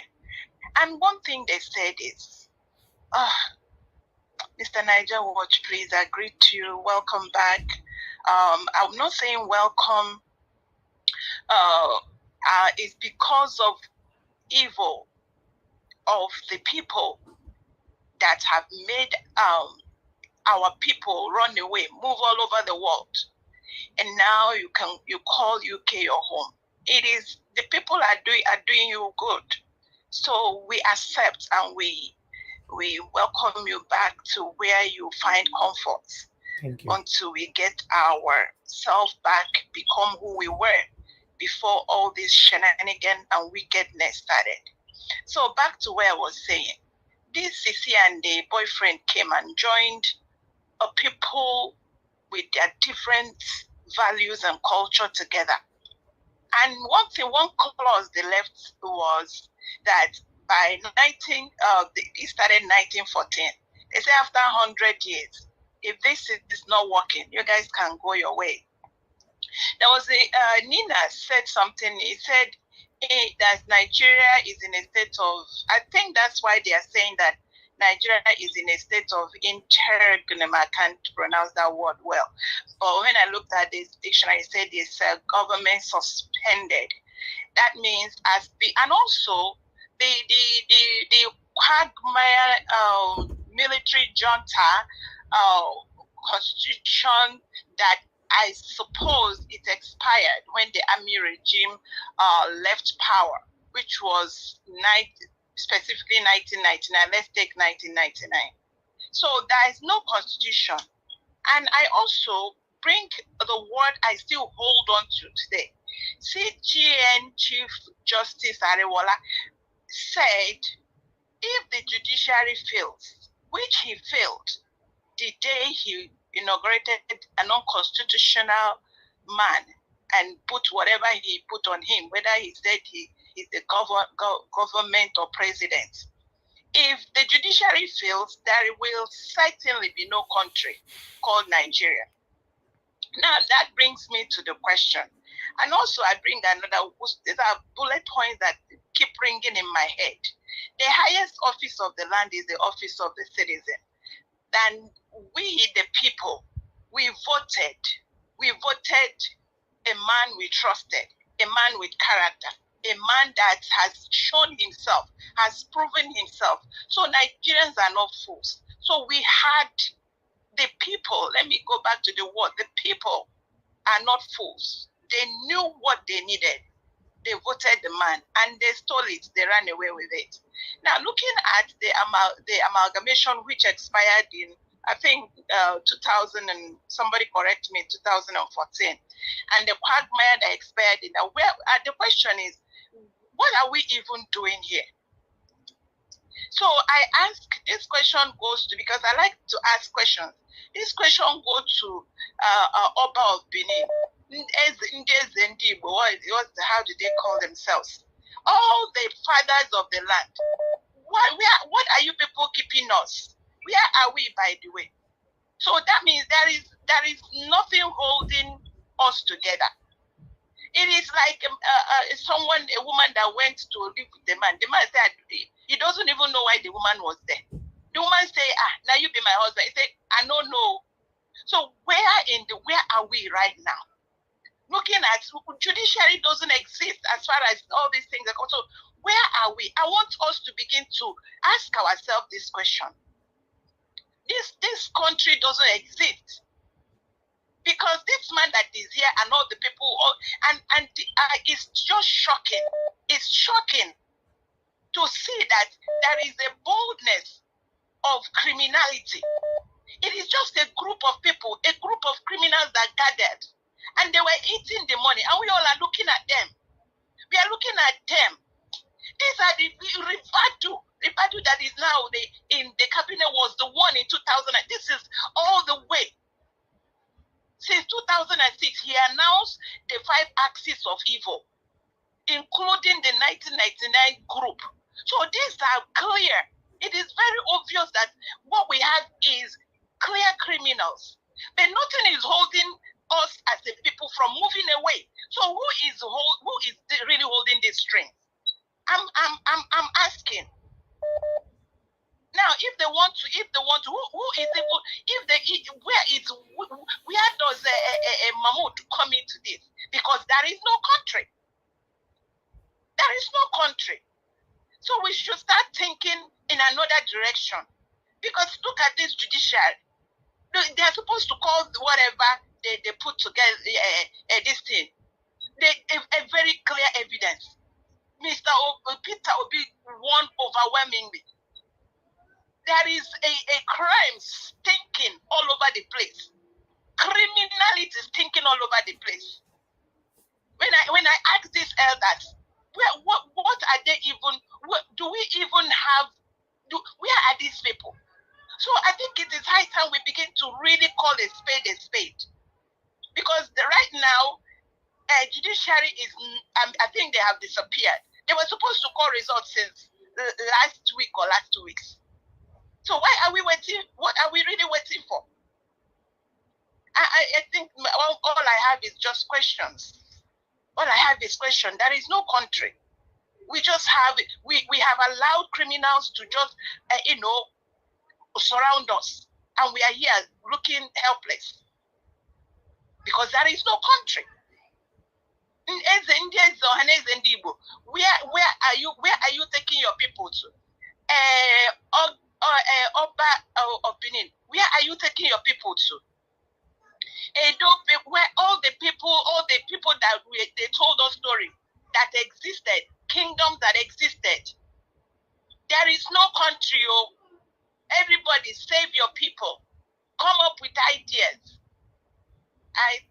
Mr. Niger, thank you so much. Thank you. I think I rested there. Thank you, madam. God bless everybody. I'm just, trying to think out aloud. Thank you. God bless you, Madam Joy. Thank you. Yeah. I'd like to pick another call quickly. Madam Joy. Yes, ma'am. Sorry, I think we should respond to what she was saying. Yes. I would like to say a few words. Yes. Go ahead. Can I go ahead? Is it okay? Yes. Okay, yeah, she was talking about, our traditional rulers and all that. I don't know if the madam who called, I'm sorry, I can't remember her name now. That's Madam Origin, yeah. Yes, Madam Origin, yes, Madam Origin. I don't know if you understand, and I think you understand that, the traditional institution is under the Constitution of Nigeria. So these questions that you're asking, it seems kind of vague, with all due respect, because, what do you want the traditional rulers to do? Whatever it is they're doing within the purview of their jurisdiction, they're trying to bring the people together. That's how far they can go. There's a Nigerian constitution. I hope you're aware of that. That's kind of supersedes the traditional institution across the nation. So if you are, and I discussed it here. We discussed it about it yesterday. Yesterday. Yeah, I remember, Mr. Niger, what you said so. So it would be unfair right now for us to be mentioning our traditional institutions. Whatever it is they can do to broker peace, they're doing their best. That's what I think. You understand? So it is unfair. Right now, we're just focusing on the judiciary. Right now, there's no Nigeria, but everybody's holding on to a very thin thread right now, because the thin thread is waiting on the judgment from the Supreme Court. That's the thin thread. And then after that, then we'll start talking. But right now, because of Peter Obi, we are just being patient and we're waiting. These questions you're asking is like jumping the gun. That's what I think. That's my opinion, with all due respect. Thank you. Thank you very much. To be honest, I addressed this yesterday. Thank God that you were here, Madam Rita, that our traditional rulers are under the Constitution of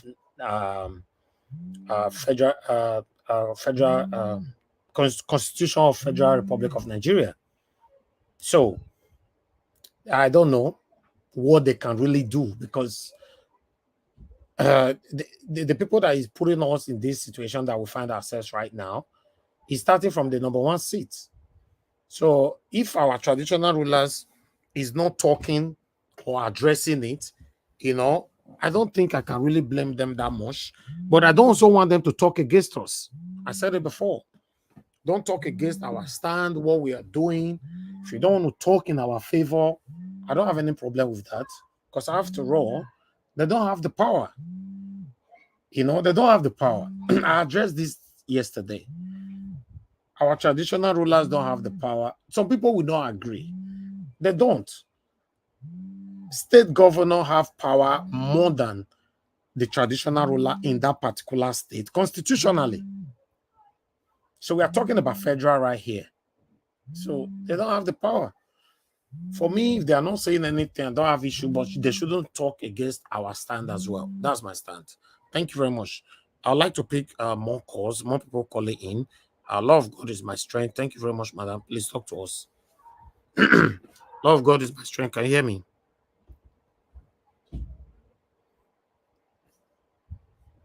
Hello? Hello, madam. Yeah, good evening to you. Please talk to us. Yeah, thank you. Yeah, what I really want to say is, this is the only time that we have for Nigeria to change. This is the only time that we can stand now. There's this song that's coming to my mind that we'll normally sing. No going back, oh, no going back. No going back, oh, no going back. If you see judiciary, tell them, say, we no go agree again, no going back. We are not going back again.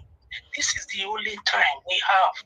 No matter what these people we do, we are standing that Nigeria must change. We are not looking at anything that happened before. We don't want to go into history, what has happened. Those days are gone. What we are looking at, this is our own time. We have to be part of history for Nigeria to change. If we are going back to dig and dig and dig, it's going to be every burden on us. We don't want more burden. We want to carry little load enough so that this is the time that we can say, no, there's no more allowing anybody to treat us as if we don't have our own rights, as if we are not part of Nigeria, as if we are foreigner in our land, as if we have no right to the resources of that country. No, as a citizen of Nigeria, by birth, you have right to everything in that country. Some people have taken everything and they are all using it as if it belongs to them. My own is, this is the time. We are not going to take no. Judiciary, know what you are coming out to say. People are waiting. Today, you went to Abuja to arrest people who are who went out for rally. They did not go to protest. You arrest them and took them away. They did not do nothing. You have not seen anything, no. Judiciary, my own is that do the right thing. Otherwise, what's going to happen in Nigeria this time around? Judiciary should say the right thing. They should say the right thing. Otherwise, even me, I will go. I'm not joking. I'm ready. I will go to Nigeria. We are taking our country back. This year, it will not pass. This year, we will not say, okay, let us wait. Now somebody will come and tell us that, oh, cool down, everybody. Nigeria, we have to save Nigeria. Nigeria, we have to survive. Nigeria, we have to be one. No, Nigeria cannot be one. When some set of people are living like kings and queens, and some people are living below their beds, they cannot eat, they cannot put food on the pot, they cannot transport, they are doing marathon race every day. No, Nigeria cannot be one. When some people are living in the palace on a good share, Nigeria cannot be one. When everybody, all bad kings, they can go to everywhere and dig ground and take resources. No, Nigeria cannot be one. When some people are coming to people's land and they are having oil well, and those people that live in that region, they cannot have oil well. Nigeria cannot have peace. Is this time? Now is now. There's no time again. This is forward ever.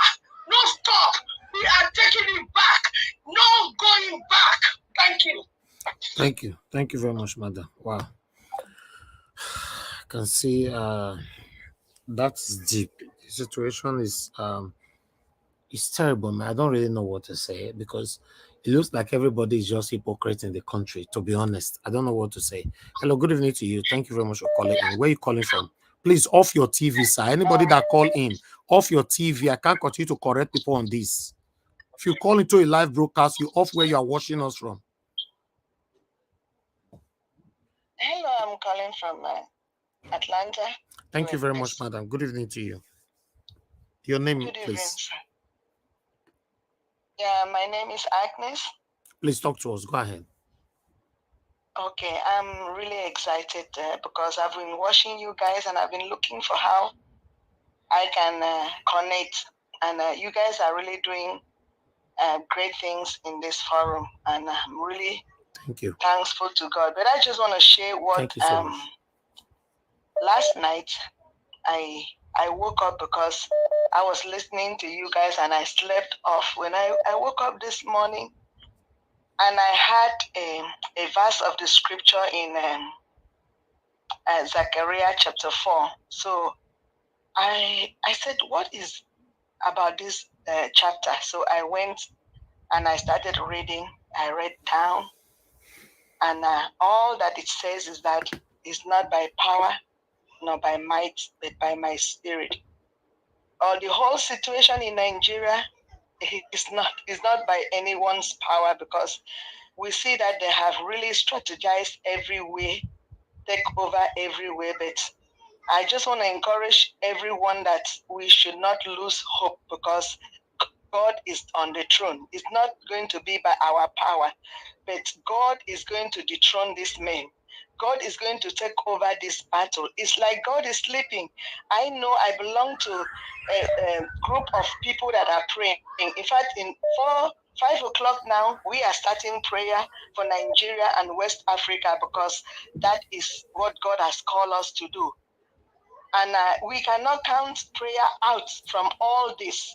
No matter what we are doing, prayer should go along with it. All the women, we have to cry unto God. The Lord has to give us our nation back.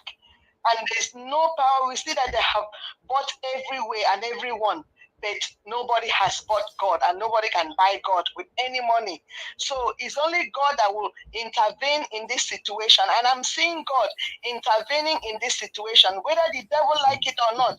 No matter, even if the whole world is, is joining force with them, we are getting back our nation. We are taking back our nation, because there are people that knows the truth and stand for the truth.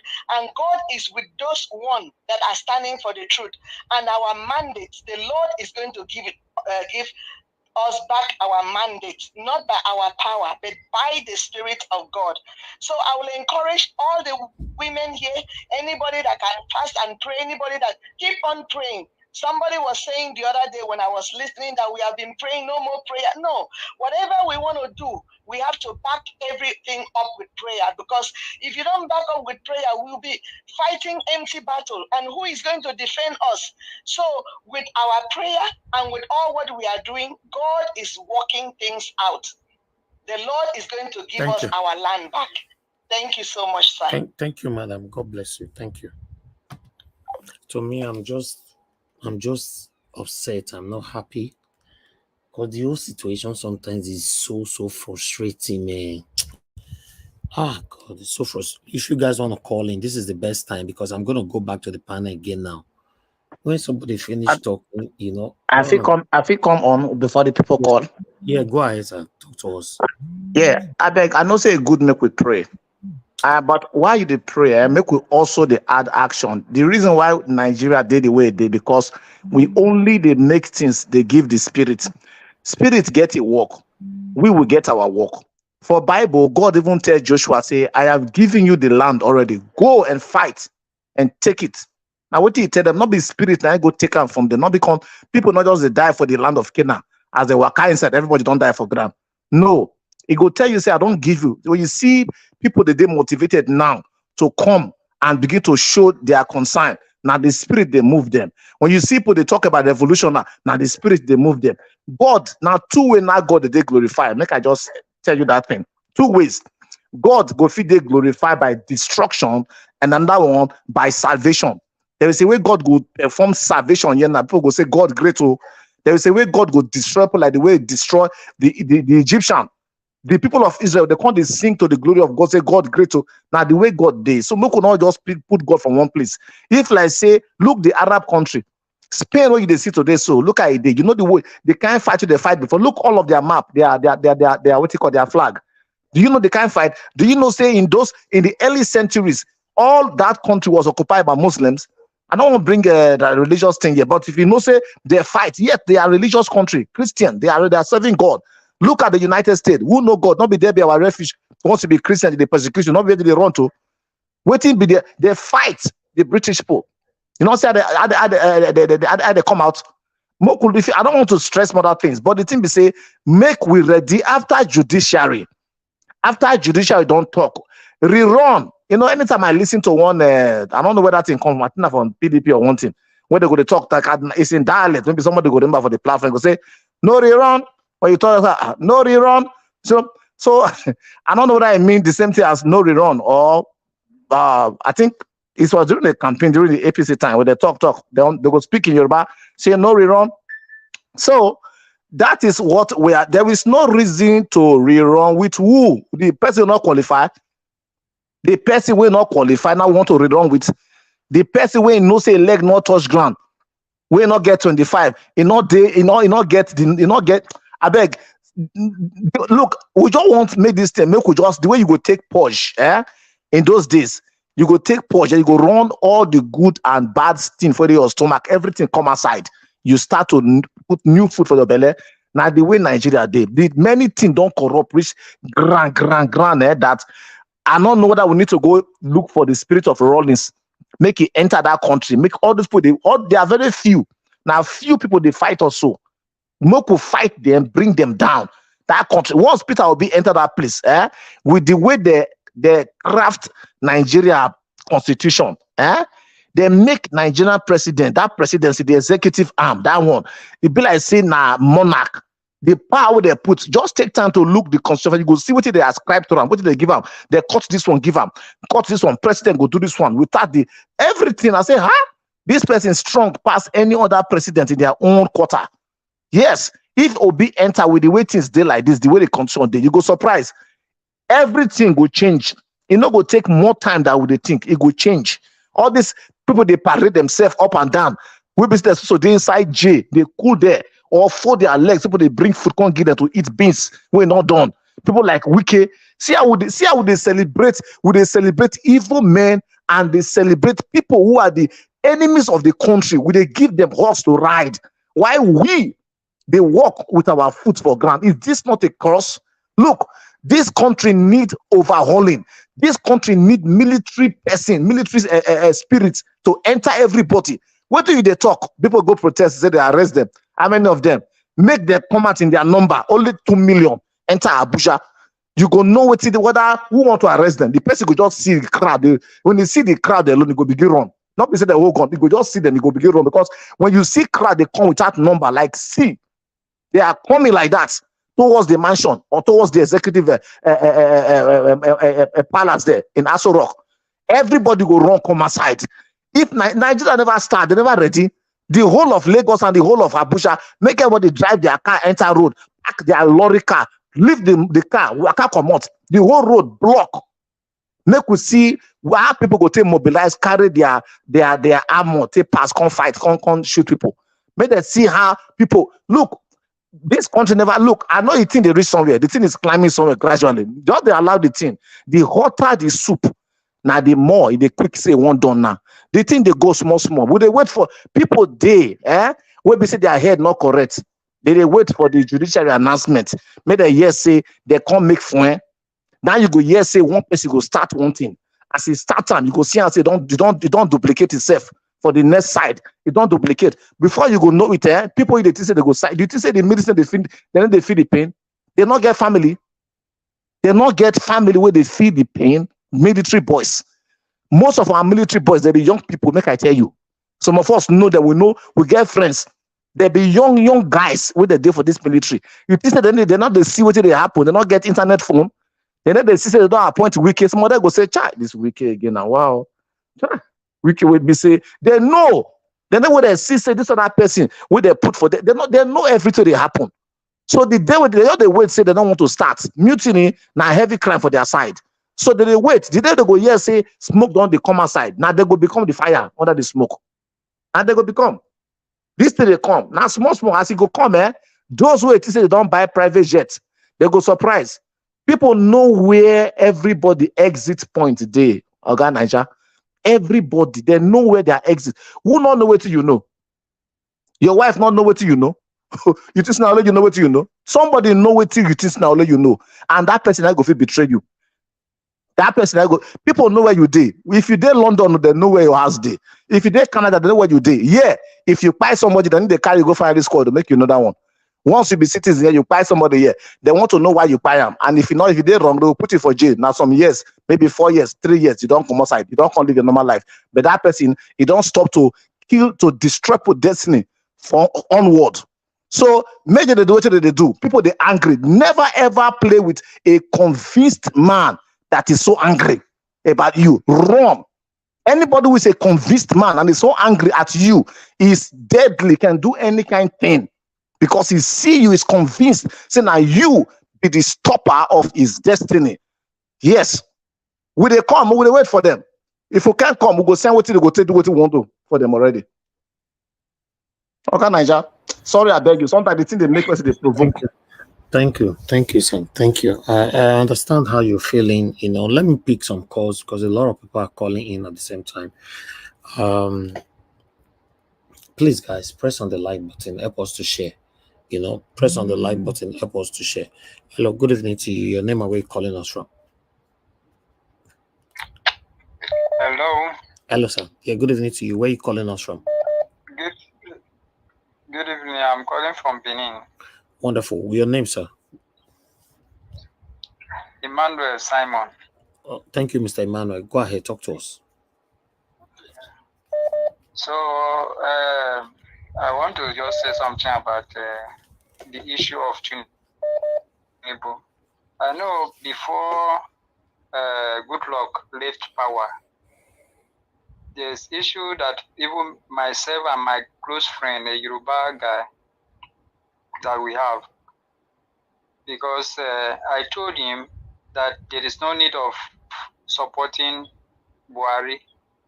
The Buhari government, even if suppose Buhari was a good person that supposed to lead a good government, that he would have done something better when he was a military president, ministry head of state.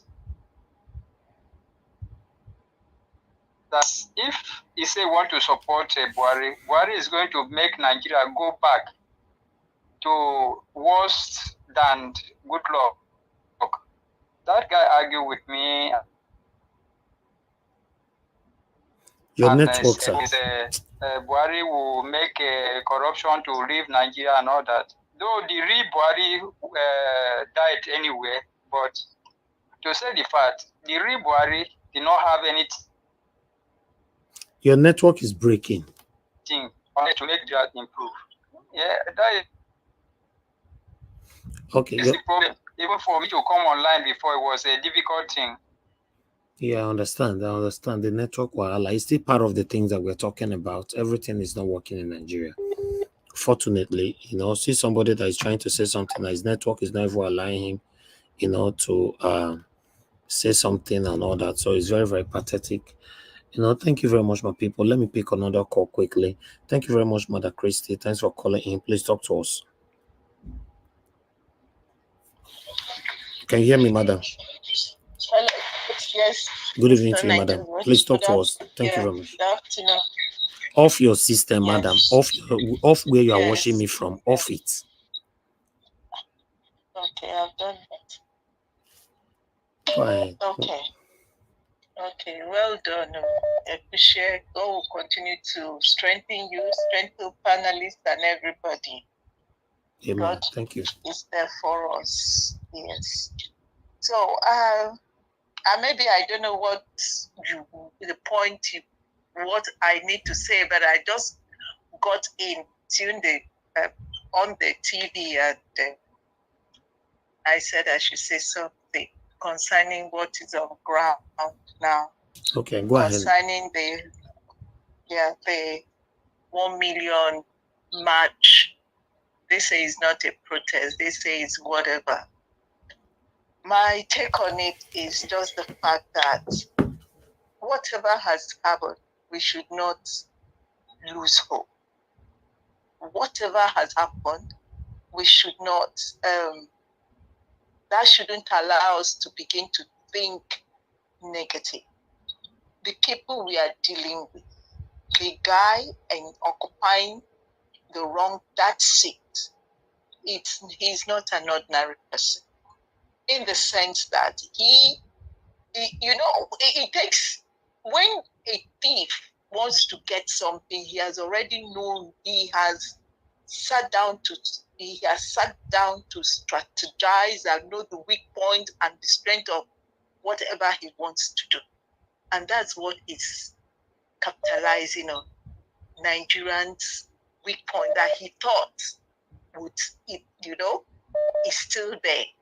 But he has refused to accept the fact that Nigerians of today are not the Nigerians of yesterday he knew. So we shouldn't give up. We should not give up. We should continue.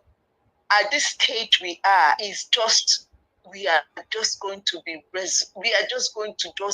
move out and do what we need to do. A lot of plans are going on, even at the diaspora.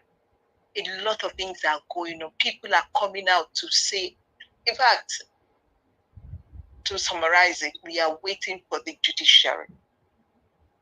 Whether they pull down billboard or they arrest whoever they want to stop the man, it doesn't stop anything. It's not stopping anything. This guy, it's not stopping. APC will not continue. Tinubu will not continue. That will not stop anything. I want to say that we are going to get our mandate. Judiciary will not have peace. And rerun, they talk about rerun. Rerun with who? Let's get this clear. Rerun with a man that is not qualified from the onset. So these are the areas we should be exposing and making everything hit at them so that they don't become comfortable where they are. He's not qualified according to the Constitution. Based on the Constitution, Tinubu is not qualified in any way. All he presented are fake.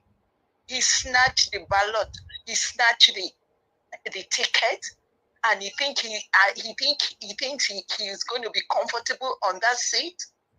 No. He doesn't know that the Western powers are deceiving him. Yeah, he may be thinking Western powers are going to support him, but in the long run, the Western powers are also scared of the people. Once the people mobilize, once we come out en masse, Western power will have no choice, because they understand this. They understand it. They understand power belongs to the people. It's because they haven't seen the other side of the people, Nigerian people. That's why it's like they're supporting, it's a lie. They're not supporting Tinubu in any way. They too, they are looking for something. They've seen him as a cheap chicken. Yes, they've seen him as somebody they can use. But when it comes to, when the chips are down, when we come out, haven't heard whatever the judiciary wants to say. If we hear the negative, then you will know who. That's when everybody will see that Western powers are not in support of Tinubu. They know power lies with the people. And I want to also say that by the grace of God, yes, people say pray. We are praying. But at the same time, this God is the Bible says he's a man of war. God did not say we should pray and fold our hands. For example, if one is jobless and you prayed inside your house to get a job, are you going to sit at home for the job to come looking for you? You have to go out and distribute your resume. You have prayed, yes, it's expected that you now move up. So that's what we're going to do. So people who just who come out to say we should pray, we've been praying, we are praying, we are still praying, but we still need to move out. Yes, we are taking care of the spiritual realm, knowing the fact that even Tinubu is evil. He and his cohorts, they are taking care of their own spiritual power. But all powers belong to God. Powers belong to the Lord Jesus Christ. So whatever he does, whatever he thinks he will do, as we are praying and moving out, victory shall be ours. The Lord God Almighty will give us victory as long as we are doing it. Victory will come to us if we allow this man to continue. Yes. It's not by magic. God is not a magician. We call him into the sea. He now gives us, we get the grace, we move out and now protest. I'm not saying Nigeria, yeah, that's the point. Everybody is waiting for that. Everybody is waiting and they will see it en masse. So this is no longer advice. This is what we are waiting to do. If, on the other hand, these judiciaries or whatever they call themselves, well, it will be too bad. I will feel sorry for it to be too bad. So, Mr. Niger, Mr. Elvis, please don't give up. You've taken us too far in this matter. If not for you, really, I wasn't really interested. If not for you, God sees my heart. You have brought that thing in me to get interested in Nigerian politics and to now follow up. So I thank God for providing the platform for me to follow up, to know what's happening in Nigeria. Else, I wasn't bothered. Thank you. But thank you, madam. I got this. I saw this platform long time, and I started following up. Thank you. And I said, wow, this is very educative, exposing me to what's happening in Nigeria. There are other platforms I'm not ready. If I tune in, they don't catch my spirit. So God will bless you. In fact, you will see your effort will not be in vain. Amen. In the mighty name of Jesus. No, it will not go in vain. Everybody is saying it worldwide. I am not in Nigeria. But I'm seeing, I'm hooked to every morning. I try to, follow up through this platform, and I introduce it to a lot of people. So God will continue to bless you, sir. Let's don't give up.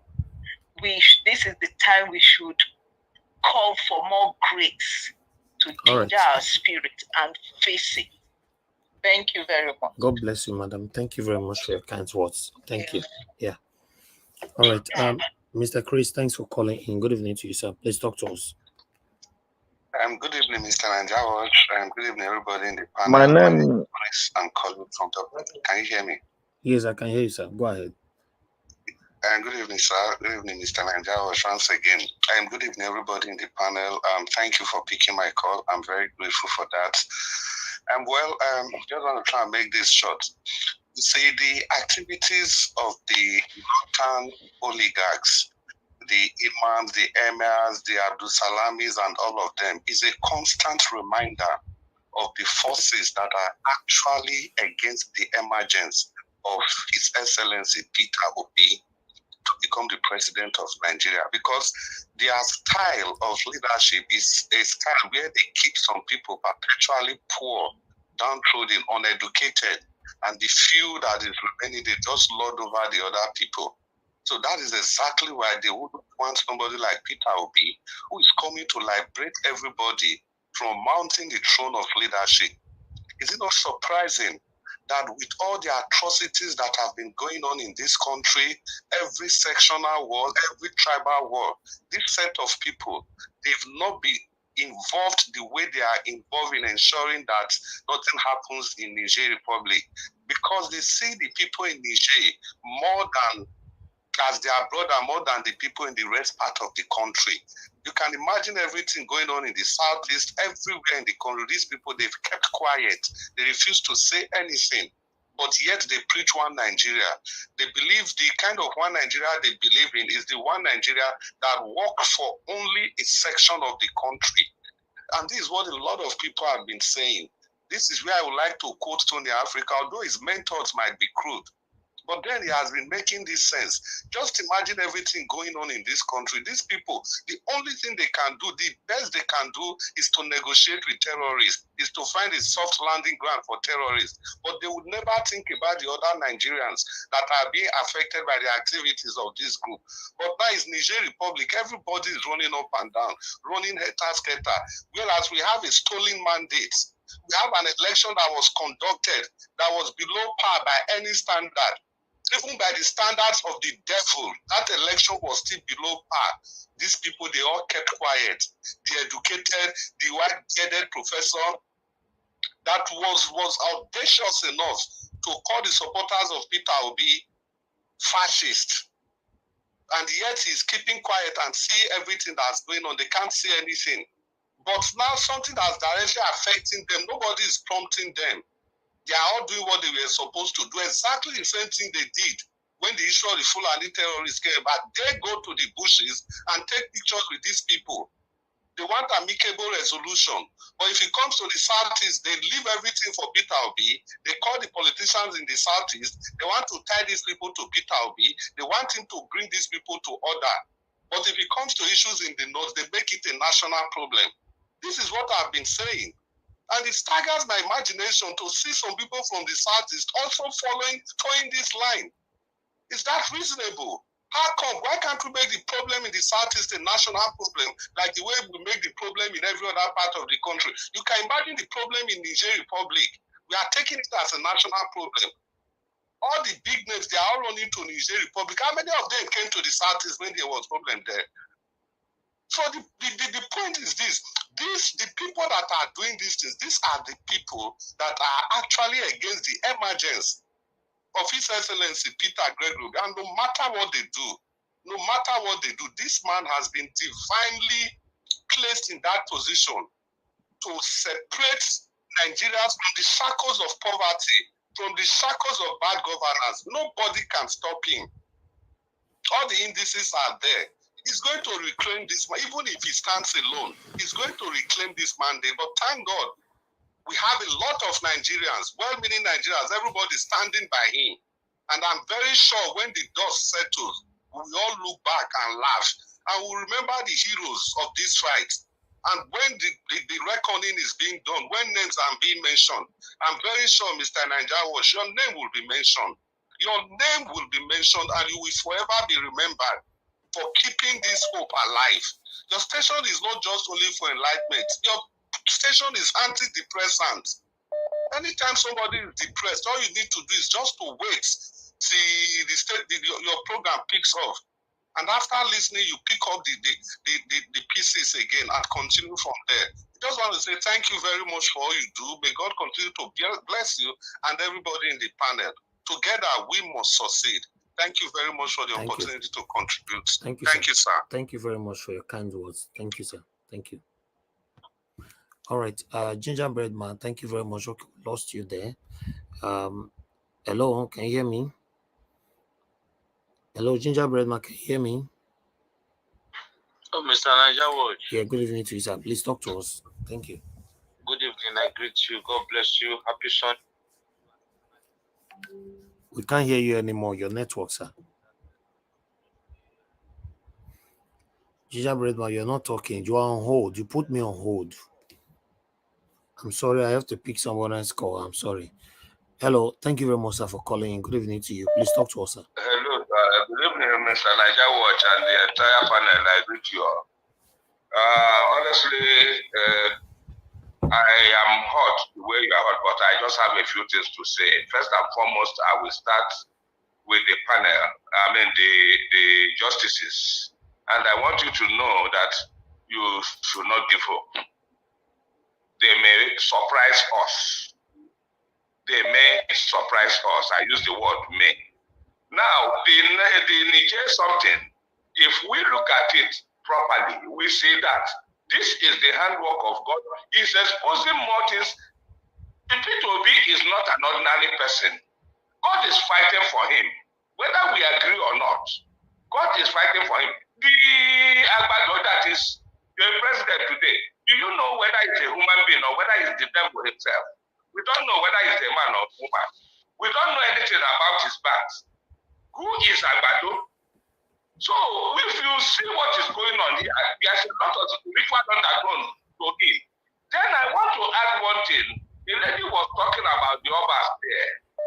And it's like people were trying to kick against what she was saying. But I have this to say on that. The Obas have been played down so much by most of these governments. There is no constitution in Nigeria, Mr. Niger Watch. Agbado himself, is he there on constitutionally? No, we don't have constitution. That Ahmed said it clearly that the day Agbado is sworn in, the constitution is dead. So the others are not under any constitution now, for God's sake. And I'm telling you, if the judiciary fails, these people have the right to call all the people from the south, east, south, and as many as are aggrieved to say, hey, this is what we want to do, and we will go with them. That is the much I want to say. But please, I am believing that the judiciary may still, pull a surprise. Because we are looking at it, under what ground would they want to give Agbado this very verdict? No. He has nothing inside what happened in that court.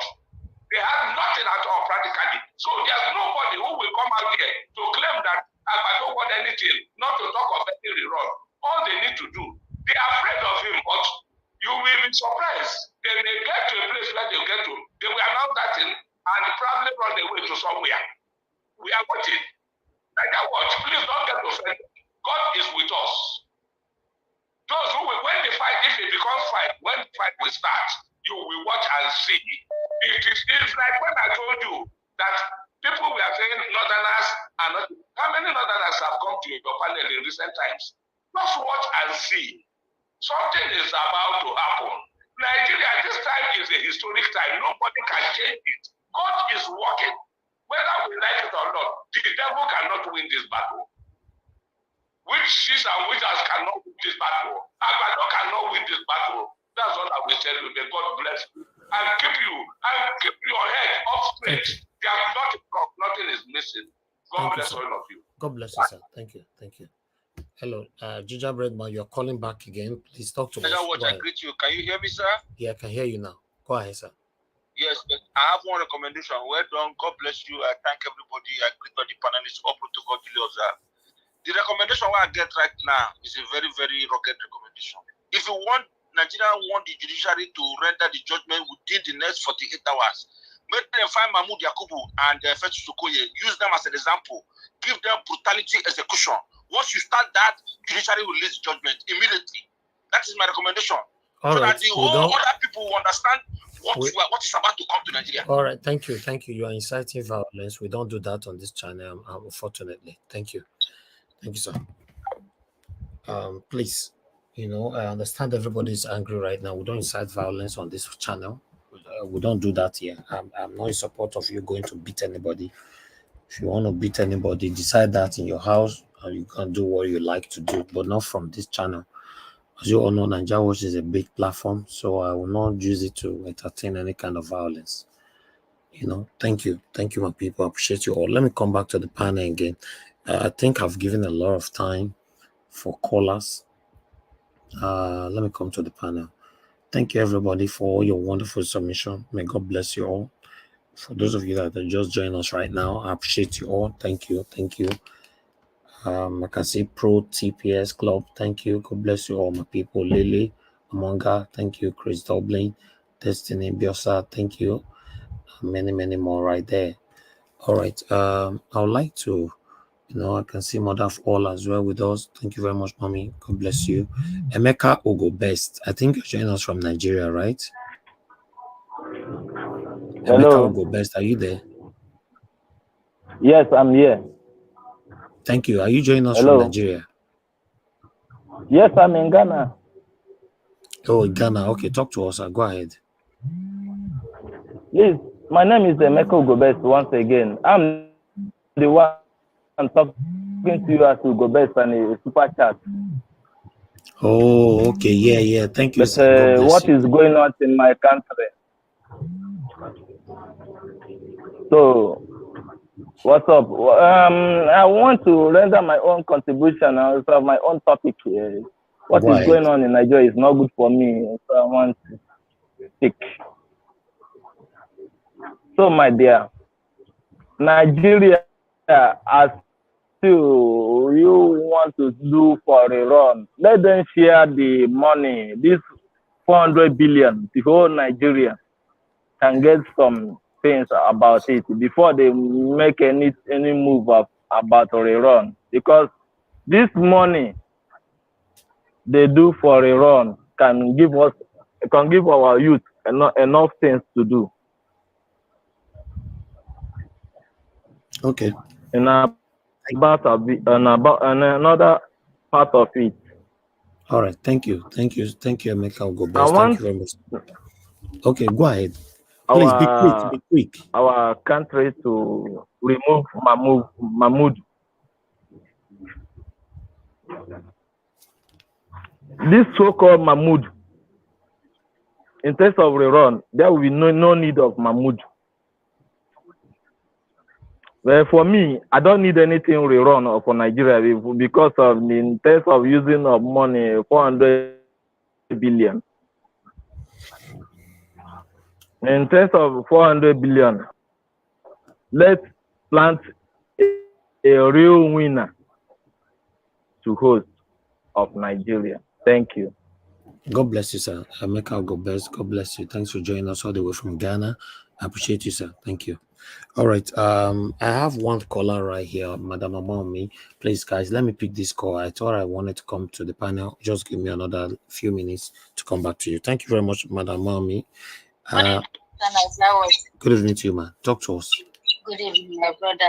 I'm calling from UK.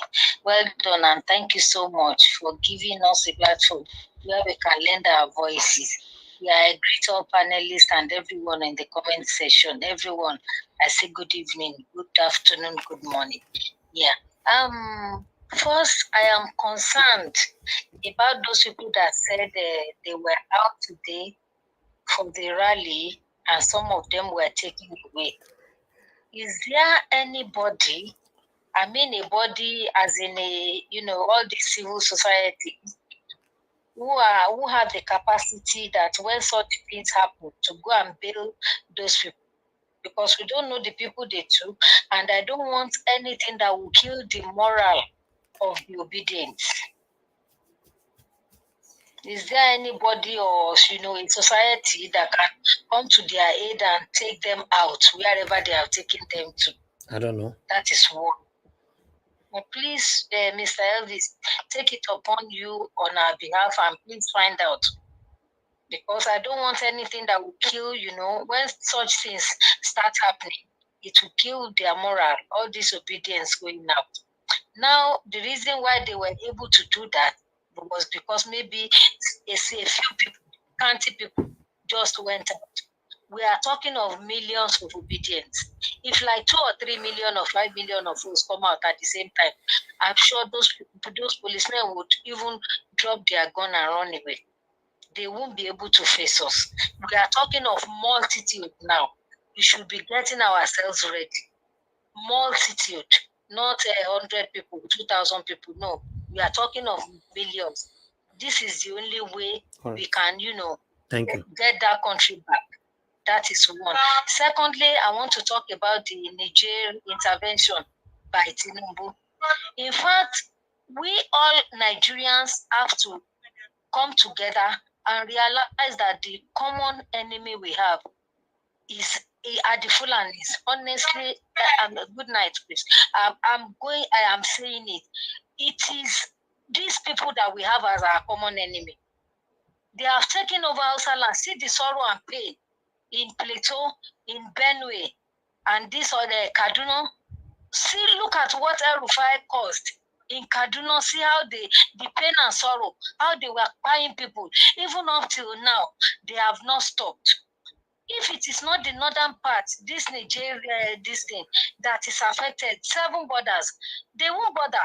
If it were in the south, as my sister Rita said, they won't even bother. They don't mind, even if the war kills anyone in the southern part of it. It's because it involves them. Thank you, ma'am. And they only can talk to themselves. Thank you. Number 3, the judiciary should do the right thing. Please let me call Ariwola. That Baba should be called to order. We are calling him out, Justice Ariwola. Please permit me in my dialect. Nidake, orúkọ yóò dẹ̀ ní kúrò lẹ́nu wa. A máa máa pariwo títí ni. A dìbò fún Tinubu. We didn't vote for Tinubu. We didn't vote for him. You, the INEC chairman, Mahmoud Yakubu, and Buhari, the 3 of you connived together. And you swore this man in. You connect together and put Tinubu there. We Nigerians didn't vote for him. Obedience didn't vote for him. Do the right thing. You were swearing in judges the other day and you were telling them to be honest. You were alleged, Baba, Egbowo, billions legba lọ́wọ́ Tinubu. Tinubu ti fowó dí gbogbo yín lọ fún káàkiri. Ẹ lè kó wá sápò Tinubu o. Justice Ariwola, ẹ lè kó wá sápò Tinubu. Tẹ́ ẹ bá fẹ́ kórúkọ yín dìbànújẹ́ kó di èpè. Kó di tí ilẹ̀ máa bá yín jà tí gbogbo alálẹ̀ ilẹ̀ Yorùbá tó máa dojú ìjà kọ yín àti gbogbo ọ̀ràn yín. Gbogbo yín tẹ́ ẹ bá fẹ́ kó rí bẹ́ẹ̀. Ẹ sọ òdodo. Peter Obi ló win. He won this election. Give us our mandate. We remain steadfast on it, and that is what we are going to do. We want that mandate back. We will collect it from you by fire, by force. Right. Thank you. We are going into anything in Nigeria to collect that mandate. Thank you. We have a say. Okay. The power belongs to the people. Thank you, Mr. Elvis. Thank you, ma. Thank you very much. Thank you. Hello, good evening to you. Your name, where are you calling us from? You have only 2 minutes to talk to us. Oh, God. Off your TV now. Let me pick another call. I don't understand. Can I just be explaining the same thing to adults all the time? I don't understand. Good evening to you, sir. Your name, and where are you calling us from? Yeah, good evening. My name is Godwin. I'm calling from Nigeria, Warri. Thank you, Mr. Godwin, all the way from Warri. Talk to us, sir. You have 2 minutes. Thank you very much for everything people are doing. I've been following this station for some time now, following the program. I love everything that is happening as we are talking. We are in Nigeria here, truly speaking, we don't really like what is going on in Nigeria because they look as if there's no law, no rule of law in Nigeria. And please do. But we are still telling them that they should do the right thing. If they do not do the right thing, we know what to do. Okay. Thank you, sir. Thank you. By the grace of God, we don't even want to run. We don't even want anything called rerun. You see, P2B is the winner of this election. We all troop out to vote for him. So, are you hearing me? Yeah, we are hearing you. Go ahead, Hello? sir. Go ahead, sir. We can hear you. We all came out to vote for Peter Obi. And Peter Obi won the election squarely. So, all what we are asking the judiciary to do is to declare him a winner. Not even to tell us that they want to go for a rerun. Rerun with who? Rerun with the person that is not right to be the president. So we are looking, we are waiting for what they will say. But for now, we don't have the date, the time where they will do it. Those people that they arrest today, we hope that tomorrow they will release them. They will release them, or else they will know. Thank you very much. Thank you, sir. God bless you. All right, guys. I'm so sorry. A lot of people calling in today. Mr. Jeffrey, please, can you hear me? Good evening to you. Hello. Can't you just, this is your second time calling. Can't you off your TV? This is the second time this person is calling. You turn on your TV. When you're calling a live broadcast, wherever you're watching me from, immediately the phone is picked up. Off it. We are not here to be correcting adults. It's not right. If we continue correcting you now, all the next thing some of you will be looking for is that, oh, this man is rude. I'm not here to correct anybody. The pressure is too much for everybody. Please. You're calling a live broadcast off your TV becomes a problem. Please, thank you very much, my people right there on the panel. Give us a mandate, my brother. Please talk to us. Good evening to you. Hey, good evening, Mr. Elvis. How you doing today, sir? Yeah, the situation is not looking good, but fingers crossed by God's grace, we'll be fine. Well, I understand your plight, but all the same, in all things, regardless, we still have to cheer up. We just have to cheer up and see. It is two-way. Either they give us our mandates, or they give us our mandate. They see good Nigeria, or they do the opposite, and then the other side happen. Like you said, fingers crossed. My brother, please, I understand your plight, but cheer up and if it never takes starch this evening, I beg look for one starch. I mean, night don't come, maybe around 10. He's not able to take starch again. Just look for one more thing and maybe just take and cool your mind. Relax. We are sure. See, there comes a time in a man's life or in a generation where things have to either change or stop. And this is the time. Good evening, good morning, good afternoon, all the panelists, people in the comment section. Greetings to everyone.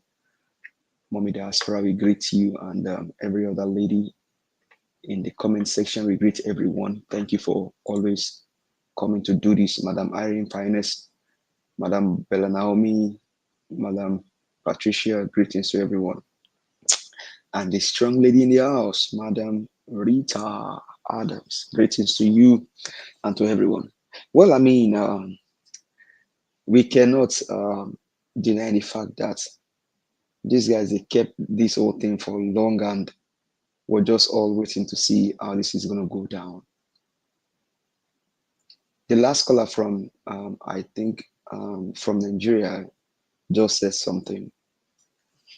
He said they know how Nigeria is and we cannot tell the judges to do the right thing. They just have to do the right thing. And if they don't do it, then we know what's going to happen.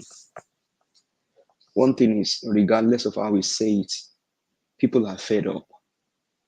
Both home and abroad, people are fed up. People are fed up of all of the evil that is happening in the nation. And it is only a shame that the elderly ones, they are not. So if, for example, now, if the judiciary comes out and then tell us that, okay, this is how the whole thing went, and they said Tinubu is the president, is that they are not ashamed of the evidences? They are not ashamed of the evil that is going on. They are not ashamed of the fact that this guy is a drug baron. This guy forged certificates. This guy lied under oath about dual citizenship. This guy is a pipe human being. This guy is the only one that went to school as a female and came out as a male. This guy is the only one that has almost about 4 different birth certificates. Any which way you want, I mean, go give you. Only this guy, only him alone, have about 3 or 4 birth certificates. When they asked him in Chatham House, he said that was what they wrote on that was what they wrote on the certificate. That was what they wrote on the certificate.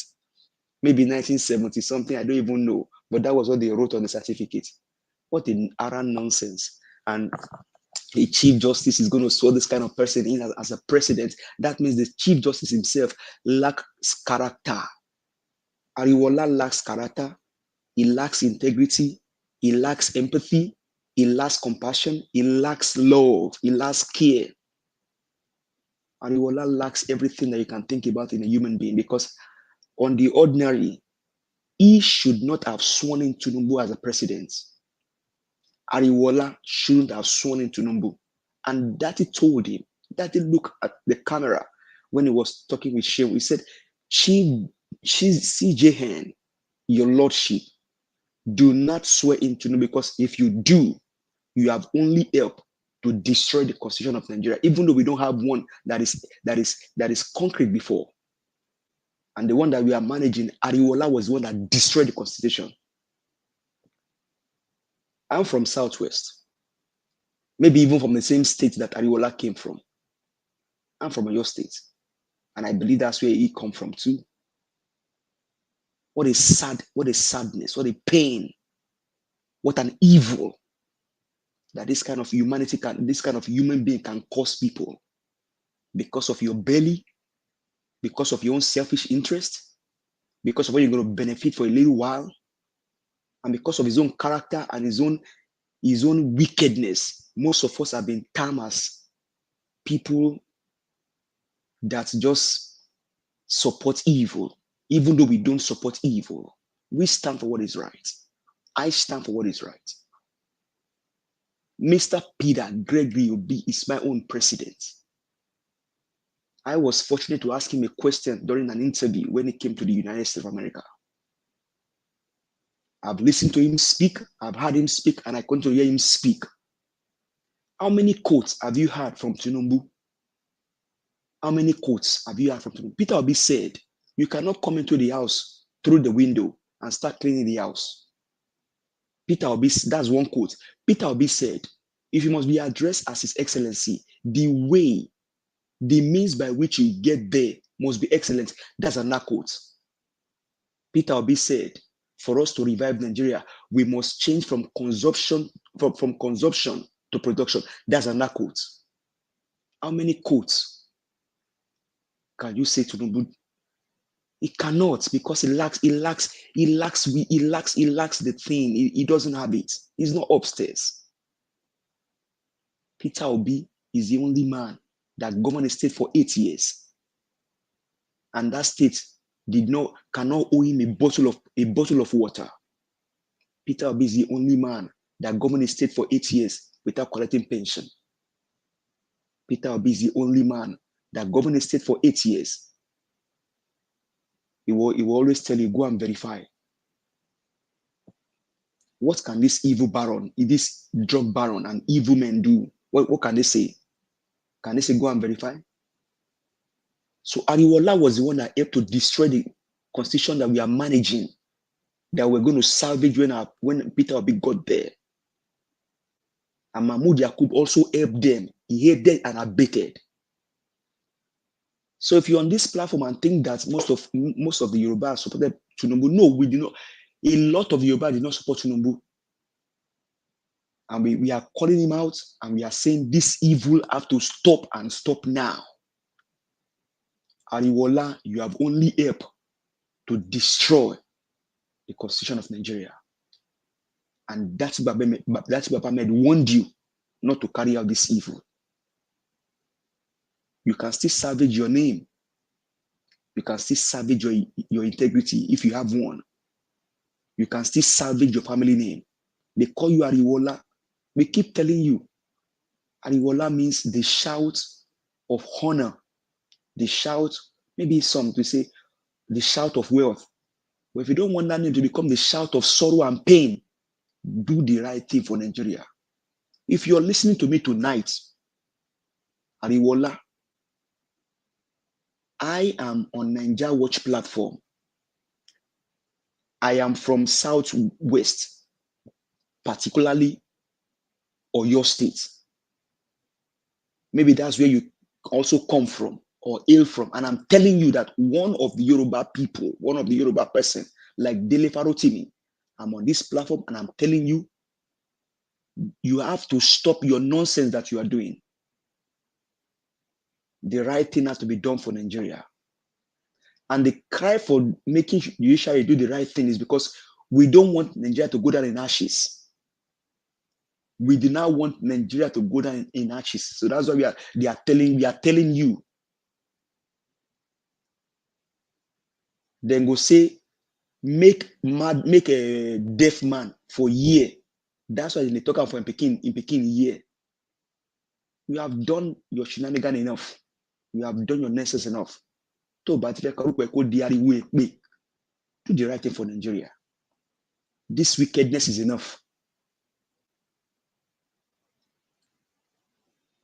Madam, love of God is my strength. Just told us a story some 2 days ago.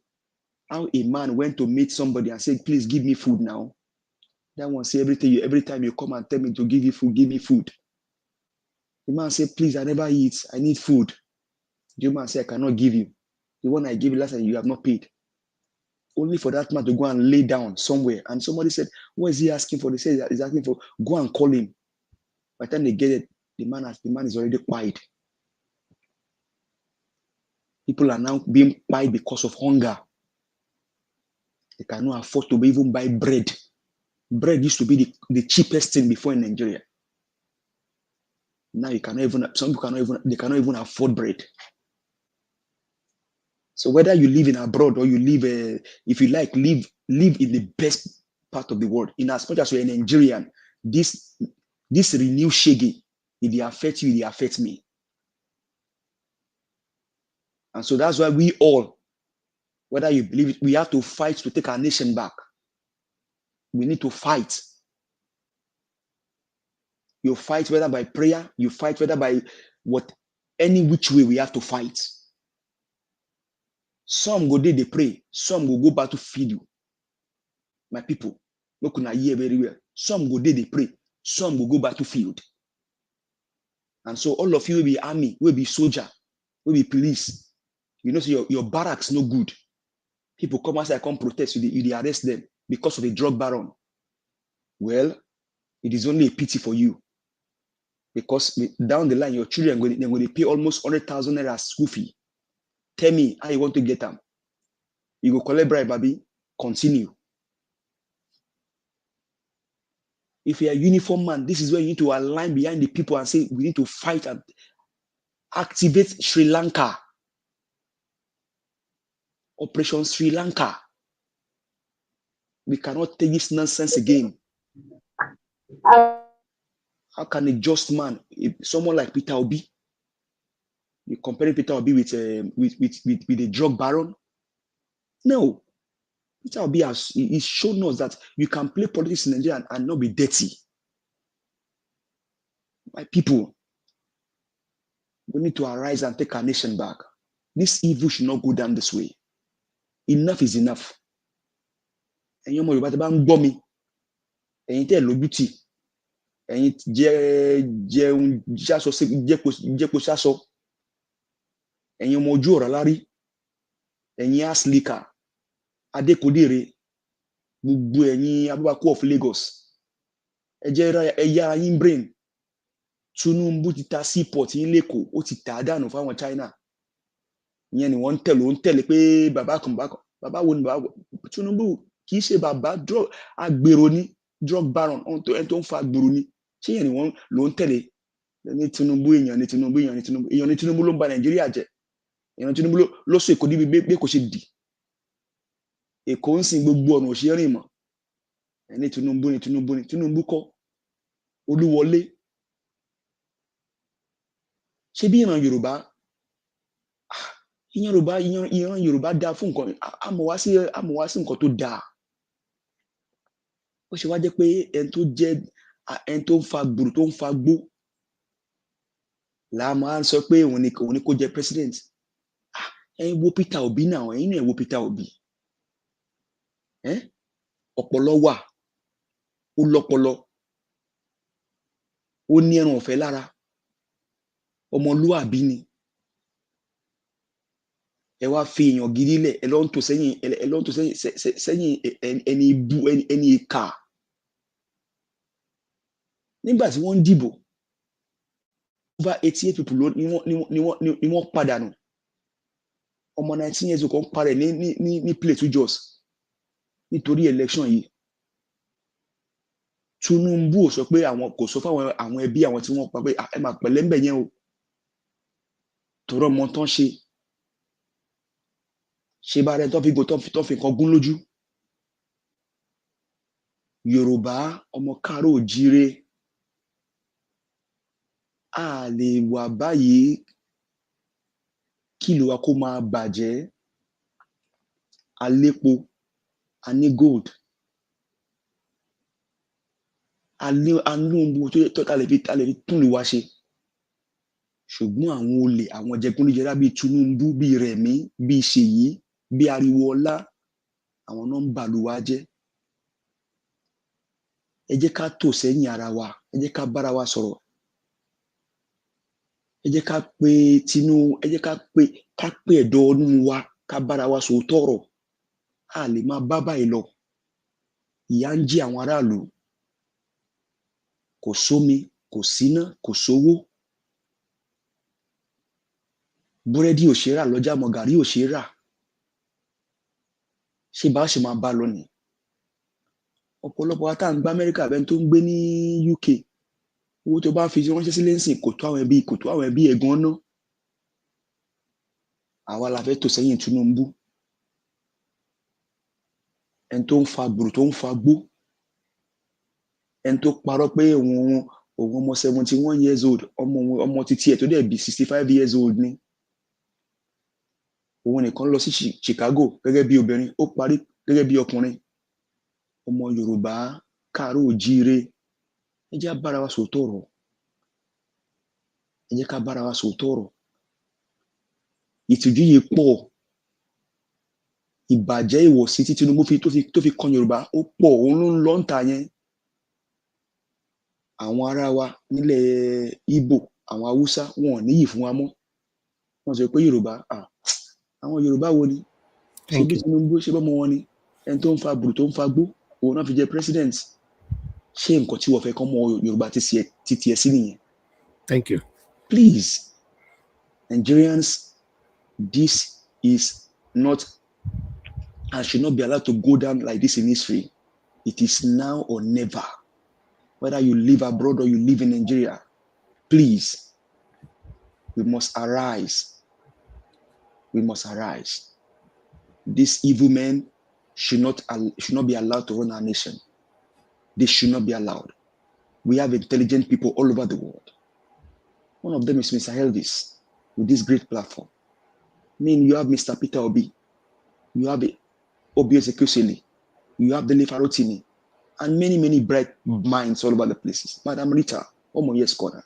Please, guys, we cannot allow this evil to go down. My challenge and admonition is to the Yoruba heritage, because we have allowed the world now to see that, to think that we are not people of character, we are not people of dignity. We must stop this nonsense and this evil. Only for the want of time, Mr. Elvis, but I will give the floor. Thank you. Thank you. Give us a mandate. Thank you very much, sir. God bless you. Thanks for your wonderful submission. All right. Let me give about one or two person from the panel now to give us final submission so we can end the broadcast. Remember I said from the beginning that I would like us to end this broadcast today. 3 hours is already almost 4 hours now. Okay, Madam Rita, please give us your final submission. Thank you very much for your patience. Yeah, thank you, Mr. Elvis. Thank you very much and welcome back again. You're really trying. I don't know where you get the strength from. I guess you had like 7 hours flight and you just went online. I don't know. You really need rest. I just want to say, all eyes on the judiciary. We should keep speaking up. We should keep speaking up to the wicked hegemony of the northern elites you have in Nigeria and the caliphate that has thought that, they were born to rule. And this is the mess that we are all facing now. They all of a sudden made it a Nigerian problem. It is not a Nigerian problem. They have to work within themselves and come down to earth and understand that there are other tribes in Nigeria, there are other citizens of Nigeria who can steer Nigeria to the right direction. At this point in time, Peter the Rock Obi is the man to steer Nigeria to that right direction now. We are tired of this tribal and religious segregation. It's disgusting, it's backward, it's timid, it's primordial, and it's totally unnecessary because we are all in this. We are all suffering. So this must stop. We must keep calling out Ariwola, keep calling out Agbado's camp, keep calling out the judiciary. They must, not please now, they must do the right thing. Thank you very much and have a good night, Mr. Elvis. and everyone. Thank you very much, moderator. God bless you. Thank you. All right, Dr. Ken, please give us your final submission, sir. Thank you. Yeah, Mr. Elvis, I actually, the Nigeria problem is terrible, but however, we like all eyes there for the jury. That the last thing there, we know they talk about court again now. We don't finish everything, we don't present, we don't convince, we don't bring sufficient, because court get their own way they can do things. If you say this person thief, you can't show only 1 point. They will say you not bring enough point why make them convince them. But that point you bring, you not say no you're wrong, but you not did plenty. So that they call them insufficient evidence for court of law. We don't bring sufficient and over even sufficient, and even article they have to bring some more for us again. And it's very clear. So this guy not get 25%, this guy not get identity, this guy not be Nigerian, they never clear that thing off. They don't everything there for ground. And in case, one thing we say I just they look, I hope they never make any arrangements, say they want to do rerun. So that is why Tinubu can go position chief election rigger a wiki for 25% junction, so that it go fit collect for and I get the tactics. Then carry a lawyer go put for chief justice place, so that when anything happen, he go influence, try to go put things in a strategic area. Make him know say he know who they do, he not be Nigerian number one. As he stand right now, he not qualify. He's supposed to go to jail for presenting fake. That is the law. What did the law talk for law? There's always they get penalty for that thing. If you mislead the judges, honorable judges, they put you where you belong. They put you for jail for misleading them. Apart from say they deny you the position, they can even buy you for certain time not to run in politics in any office of public office. So that one they hang for a neck. And this judiciary say if they don't want that country catch fire, maybe they don't do. It don't reach a point to be say when these people decide to face. Look, anybody will not get value. Fear that person.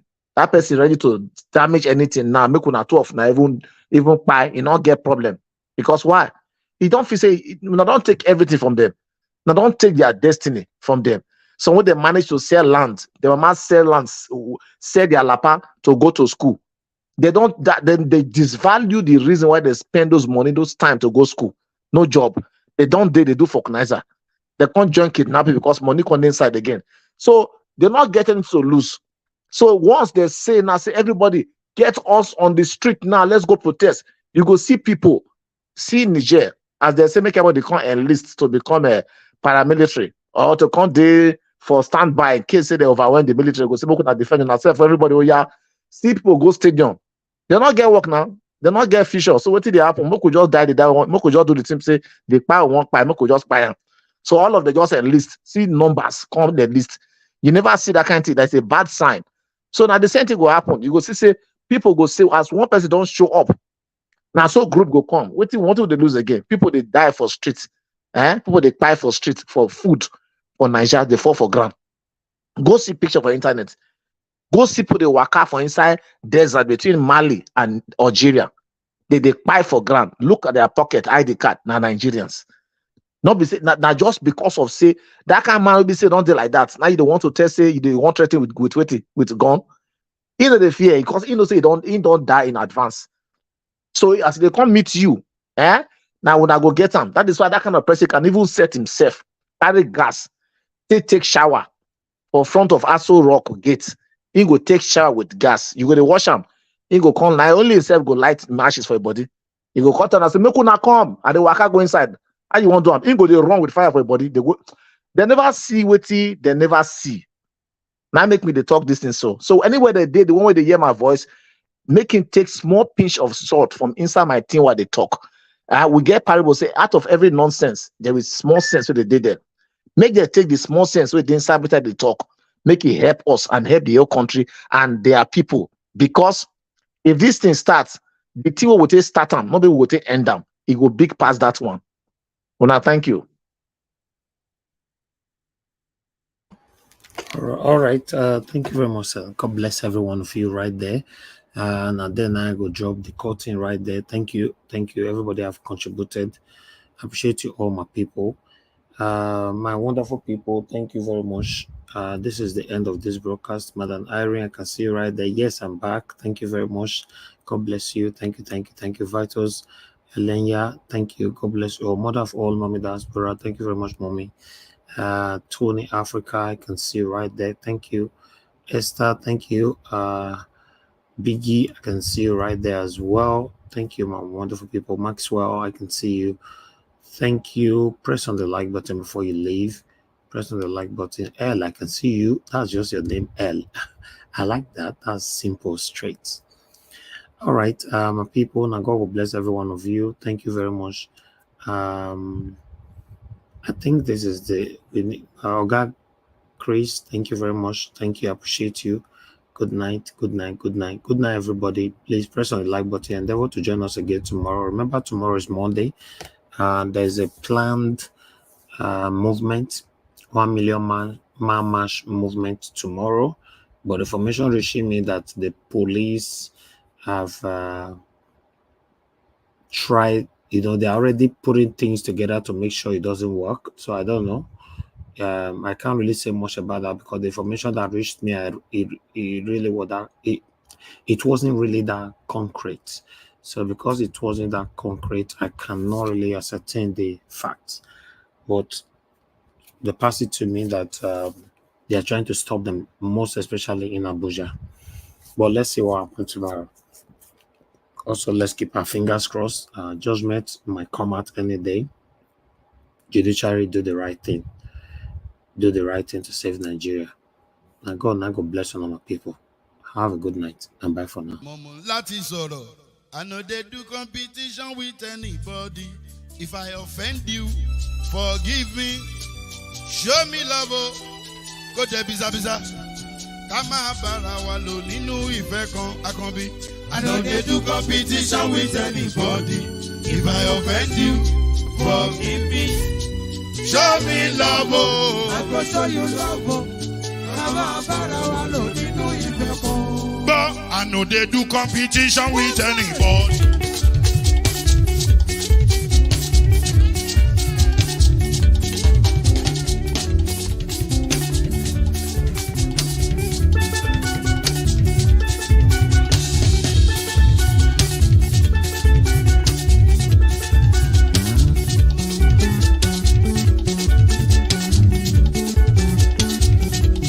If I offend you, forgive me.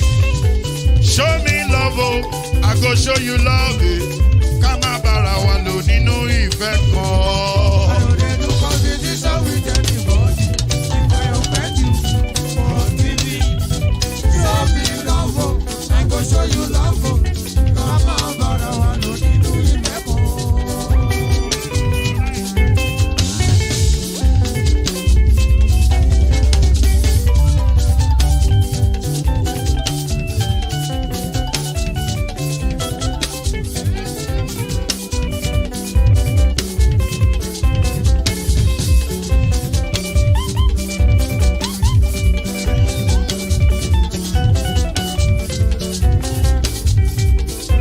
They do competition with anybody. If I offend you, forgive me. Tó bá ti sanwó fún Ṣẹ́gun Nàbí o, ẹ fẹ́ jókòó. Alákọ̀bí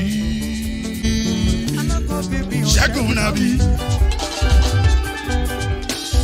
Alákọ̀bí Sábàmẹ́là. Anybody? Any anybody.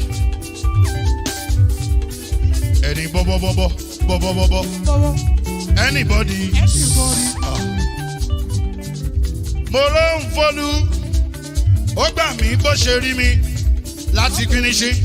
Délé mo ló ń folú, ẹ jẹ́ ń sọ̀rọ̀. Délé o.